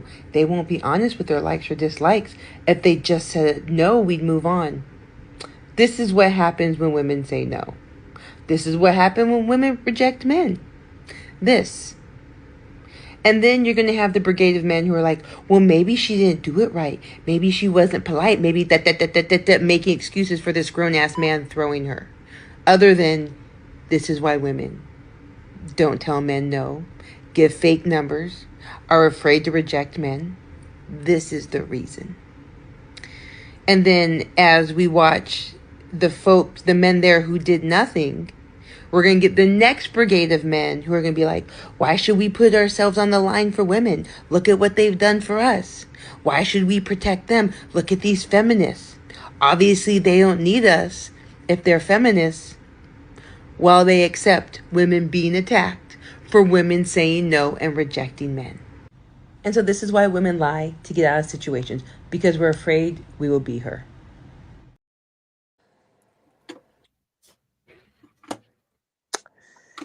And not one lie was told.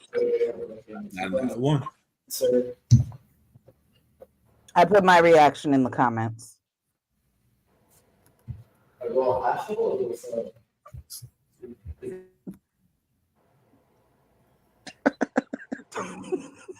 Fucking bear. The fucking bear. Hey, low key, somebody had me cracking up because they was like, "What the fuck is this conversation about the bear?" I thought y'all was talking about Mystical song. Mm-hmm.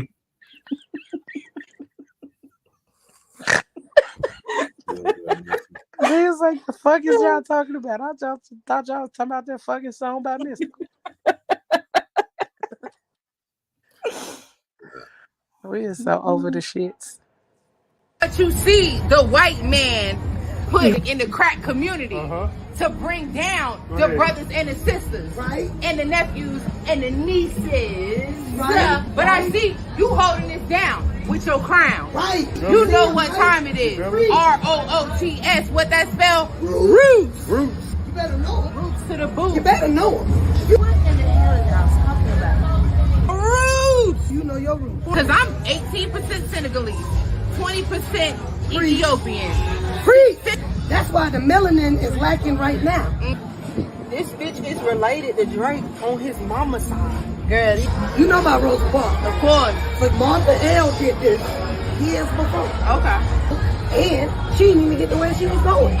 The ones with the locks be even girl. And see, I'm so happy you have this on because the black represents the abyss of the suffering that our people been through.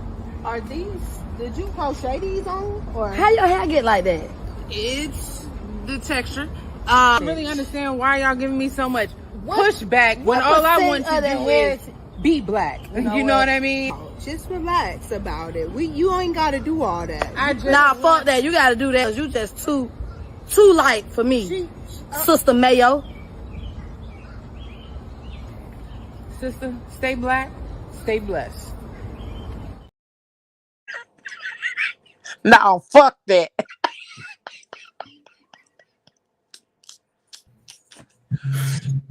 That's how them niggas in the purple and gold be sounding. All the time on the microphone with the big ass speaker. She was reminding me of I can't remember her name, but the Dr. Mandisa, somebody from the Black Woman Sketch Show. Yep. Oh, exactly. Yes. It was giving them vibes. But damn, our dark chocolate sister didn't have to call her Sister Mayo. I was offended. That was funny as fuck. That offended me. I knew that was gonna probably hit you where it hurt, Christine. Yeah, that hurt a little bit. I mean, but I ain't that over the top. You can tell I'm black and I stand for our people and shit, but I ain't Dr. Mandisa almost MD. Yeah, you ain't that. Can I knew somebody personally like that recently in my life, and they were definitely a cup of tea to deal with on a personal level. Because all of their issues, I mean, let's keep it 100. Everybody knows the patriarchy is a thing. Everybody knows that racism is a thing. Everybody knows discrimination is a thing. So nothing I'm about to say is about to undermine the fact that that's a thing, right? But being bad at your job is also a thing. Being bad as a person is also a thing. And I knew somebody like that at one point in my life who was like always blaming the fact that how they looked was the issue. And I was just like, nah, bro. Like, but you know, here's the thing. It's an obstacle. It's not the issue. No, it's not the issue. You know, I can see where someone has an issue, but it's not the only issue. To one day it led me to say, and I know I got some kickback, but I said, stop blaming racism and sexism on you just being garbage at your job and being a garbage person. Like, sometimes it's you, my boy. Sometimes, as you said, Christina, you being a little bit over top. Like, you need to chill the fuck out. Yeah, y'all not friends no more after you said that, though, huh? No, no, they couldn't take it. Yeah, no, and that's and that's because there's levels, okay? Like, you know, you in a real thin line between, you know, Huey Newton and Martin on Boomerang. You see what I'm saying? Like, because I'm black, y'all, and I'm black, y'all, yeah, and I'm you know blacker what I mean? than black, and like black, y'all.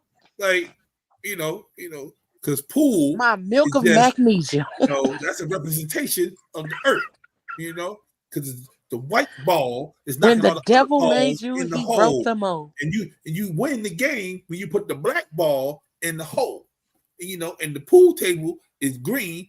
That's the earth. See what I'm saying? Like that's always in the green. Like. Never Earth is murky in between. water, which would make it blue. See, it's just my main issue is, and this is just my point, right? You trying to look too hard for me, okay? It is just the trying to look too hard. Like I'm just keep 100. Hi, my name is Pooch. I got some niggas I don't like. Got some white folks I'm pretty cool with. But you sitting here trying to tell me all this, feed me all this, give me all this. I feel like you're trying to run some game on me, dog. Because there was a real popular hashtag that niggas was saying about 4 years ago, and they were scamming people. And I don't know that organization to be doing nothing now. Where they at? Crickets. That organization is actually still out there and still has weekly protests over at the courthouse here in LA, at least that I'm aware of. They're still out there and they're still active. They're just not getting the same press. They're still in. They got some folks out there doing the right thing, at least. Yeah, they lost the press because of the house shit. Yeah. But I posted at one point their actual list of objections and why the organization was founded, and that's why I support what they're talking about. So it's the movement, not the organization.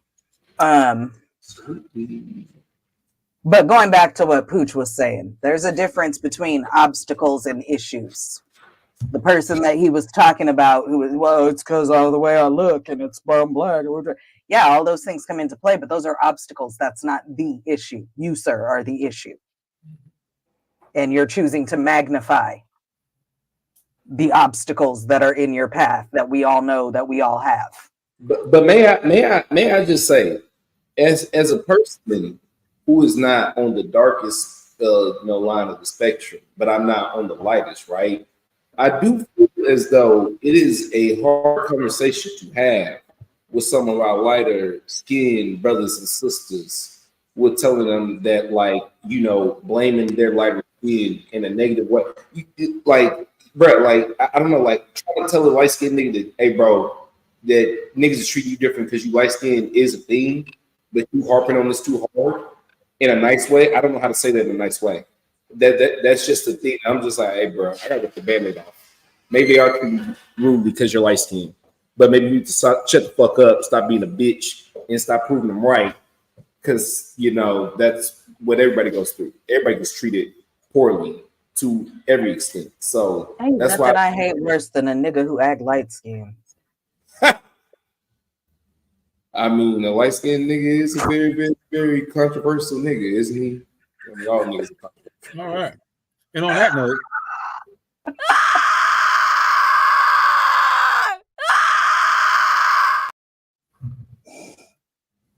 so as many of you know, I live in LA. And A lot of the stuff coming out of LA right now is circulating around UCLA. There's been some stuff around USC, some other universities in other states as well. Columbia, New York, or Columbia University. Sorry, not Columbia, like in Columbia. I just wanted to put a little morsel of thought, because in the back of my mind, as I watch everything as it unfolds, I have some questions and some observations. So I don't live far from UCLA. I've been hearing the helicopters for days. They've been out there peacefully protesting for days, up to and including an encampment where they have tents and all this kind of stuff. Now, regardless of whether you agree with the issue or not, these are college students. And people who go off to college are learning about the world around them and learning to speak up and learning to figure out what their lane is. And so the fact that the universities are not supporting these students' right to protest based on whatever the governmental shade to it all is, I think is interesting, for lack of a better word. And the entire point that I was going to make, because I won't go on and on and on. So a couple nights ago, some people who were against what this peaceful protest that had already been going on for days without any violence and things, decided that they didn't like that this encampment was here and that they were protesting what they were protesting, and showed up in the middle of the night with fireworks and shit. And then all hell broke loose. Now, number one, you don't have to like it. What gives you the right to come in and set off fireworks at an encampment, regardless of what the purpose or belief of that is? That's dangerous and could have been deadly. Number two, the fact that it took 3 hours to get law enforcement there. Anybody who lives in LA or anybody who has been to UCLA knows that UCLA is essentially a little city inside the city itself and actually has its own police department. So why the fuck did it take 3 hours for law enforcement to get on site after somebody turned a days-long peaceful protest into a not-so-peaceful incident? Number three, they then sent in the LAPD in riot gear and all this shit with buses and all this. The last I heard, 200 people were arrested.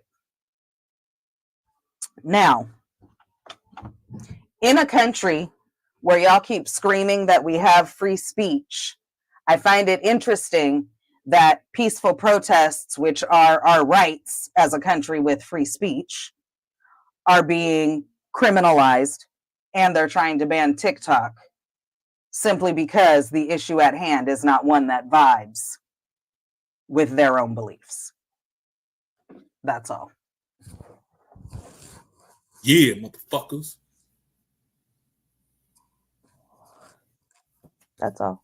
I just find it interesting that peaceful protesting is being criminalized and they're trying to ban TikTok when those are the two places where people are saying, hey, our government is shit and doing shitty things and we don't like it. Oh, we can have free speech until we're saying we don't like the shitty shit our government's doing. Oh, okay, got it.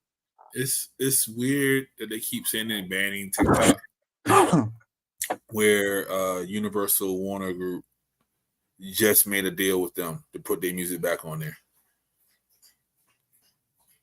So maybe Universal Warner Group will be who buys it, since the thing is that they're forcing them to sell it. What the fuck? Number one, how do you force anybody to sell anything? Number two, how do you force a company from a whole different country to sell some shit? Yeah. They're not really, it's not about,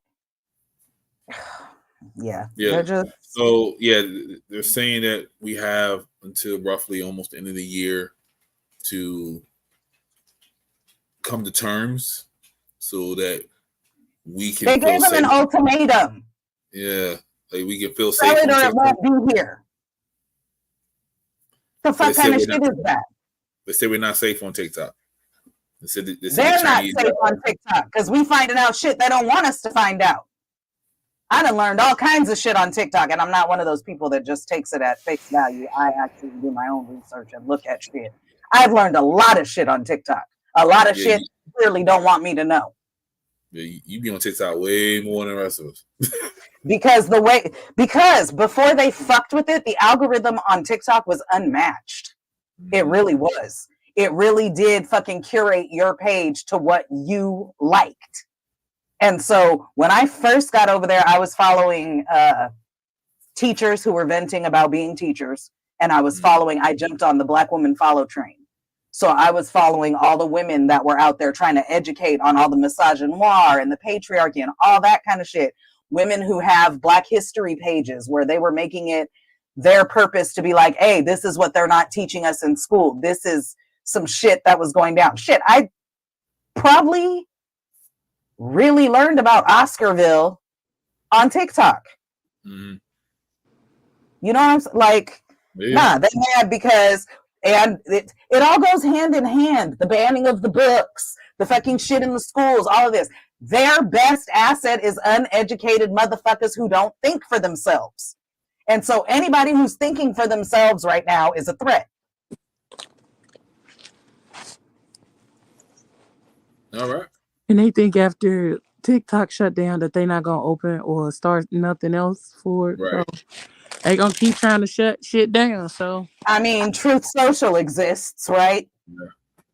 They're gonna keep going until there's nothing left, and we're gonna be like Demolition Man and listen to commercials on the radio all day. That's it. No, it's gonna be more like Idiocracy. We're gonna hear cereal jingles and Yep, we're gonna be watering the plants with Gatorade and wondering why that shit don't fucking grow. we got Gatorade water now. Yeah, I keep saying that like we gonna be disintegrated. They dropping nukes on us, my boy. I mean, not to be a downer, I'm just pointing out my observations. We're fucked, bro, and I've already hated it here since I don't know when. But I'm an hour from fucked, Virginia. bro. So I'm getting one of them bunkers. I tell you that right now. I'm getting one of them bunkers. They're gonna have to shoot me in front of the bunker. I'm getting one of them bunkers. I got a shelf in my cabinet that's fucking stocked with emergency supplies, like we're going into a fucking zombie apocalypse. You think I'm playing? No, I know you're telling the truth. But we're fucking doomed, people. All right, we will end it on that one right there. Thank y'all for listening, old listeners, new listeners. Shout out to people in the comments. Appreciate y'all. Shout out to Pooch for stepping in and walking. Hey, Pooch. Hey, stranger man. Yeah, stranger danger over there. You know who's even more of a stranger? The auntie. We don't never see her no more. Please tell her I said hello. You know what? She is actually working. I'm actually at her job right now because I'm a psychotic controlling nigga. Yes, one of those. At all times. No. She owe you $17.32. Yep. Go ahead, tell her to say run them pockets. Nah. Just been super busy. So I'm actually over at her job right now. And yeah, thank you for having a nigga on. Appreciate you, bro. Yep. Well, tell her I said hello, please. As we do about this time, tell them they can find you as a. Hello. Good morning, good evening, good afternoon, whenever this message reaches you. I am the 5'9" host with sophisticated ignorance, Uncle Poochie. And I am, like I said, the host of the 600 podcast. We're trying to drop that more on YouTube than audio because, you know, YouTube is where it's at. So check out my YouTube page. It's just my @ name here. Go check us. What is that? Type it in the search bar. Is that what they do? I don't know. I'm old now. But yeah, check me out. I do things. Me and my fiance, the aunt, and the uncle. Check us out on Instagram. Again, right there on the screen. Check us out. Thank you, Pablo, for letting me brother come back on. This nigga said he old now. I was literally sitting here like, I really fucking hate these two niggas in the bottom row. I don't know how old they are. Wait, how I know she was gonna include me in that? I'm sorry, Leo, you already know. But I'm literally the grandma on the network. I'm literally the oldest fucking person on the network. Y'all are killing me. But at least you didn't call me Sister Mayo, so. That's true. You still playing that? What's good, people? It's your girl, Auntie Silky Thick, Lab Coat Leo up in this thing, Miss Fluffy, founder and creator PGC Media, the Fat Girl Chronicles of PGC After Dark. Make sure y'all check us out. Check out the aunties tomorrow. We kicking off Mental Health Awareness Month, but with a twist. We talking about grief, how it affects them relationships sexually. So come get educated. We about to have some real deal conversations all month long with the Fat Girl Chronicles and PGC Media. Yeah, y'all don't want to miss this month. Mental health awareness. We talking about grief in a lot of different ways, and we kicked it off this past Tuesday. We kicked it off a little early. Yeah, check us out, LeoRochelle.com. Check out our YouTube, Facebook, Instagram, all of those different places. Thank y'all. And y'all know what I say. Whatever you do for the rest of the evening and the rest of the week, don't do it with your half ass. Do it with your whole ass, y'all. Peace. Hey, y'all. Hey, it's me, the actual old bitch with the bad knees. Christina McCrary on Facebook. Christina McCrary on Facebook, a.k.a. The Black Mirror, a.k.a. Captain Consistent, a.k.a. The Mom Friend. Gee, wonder if that has anything to do with me being old as fuck. A.k.a. Petty Level 12 3/4, a.k.a. Christina McCrazy on Instagram and TikTok. I've got my own podcast, which schedule-wise should be dropping an episode next week, but we'll see what happens. Your guess is as good as mine. Co-host of the Lightning Bolt Chronicles. New episode is out now. Dropped last week. And co-host of this Thursday Night Live, your weekly dose of foolishness and fuckery, all presented to you by Sarcarrogance Media Group, SMG or SMD. To find all things McCrazy, go to this link right here, msha.ke/Xtina McCrazy. You'll find my merch, interviews, all my podcasts, other shit and shenanigans. You know how it goes. And even though I feel like we're doomed, I still feel like we learn and grow and make our own choices every day. So until I see you again next week, go forward with kindness and love. And you know who it is. Pablo, grandma's favorite. Greatest podcast in the world. All that good shit. Pinkies up. Shout out to y'all. Thank y'all again for coming on. Thank y'all again for listening. Because you don't have to. So I appreciate y'all for doing that. You can catch me on your YouTubies on every Tuesday, Thursday, Friday, Saturday, and Sunday. Is that too much? Hell yeah. Do I care? Hell no. You're going to get this work. I'm going to keep putting out this content. I'm going to put out the good content and keep the good conversations we having. You're going to keep catching these conversations. Because as a light-skinned woman once told me, authenticity is key. So we're going to keep being I got to be a light-skinned woman. A big forehead woman once told me, authenticity is key. You know, you could have just went with a genius of a person or a really smart person or, you know.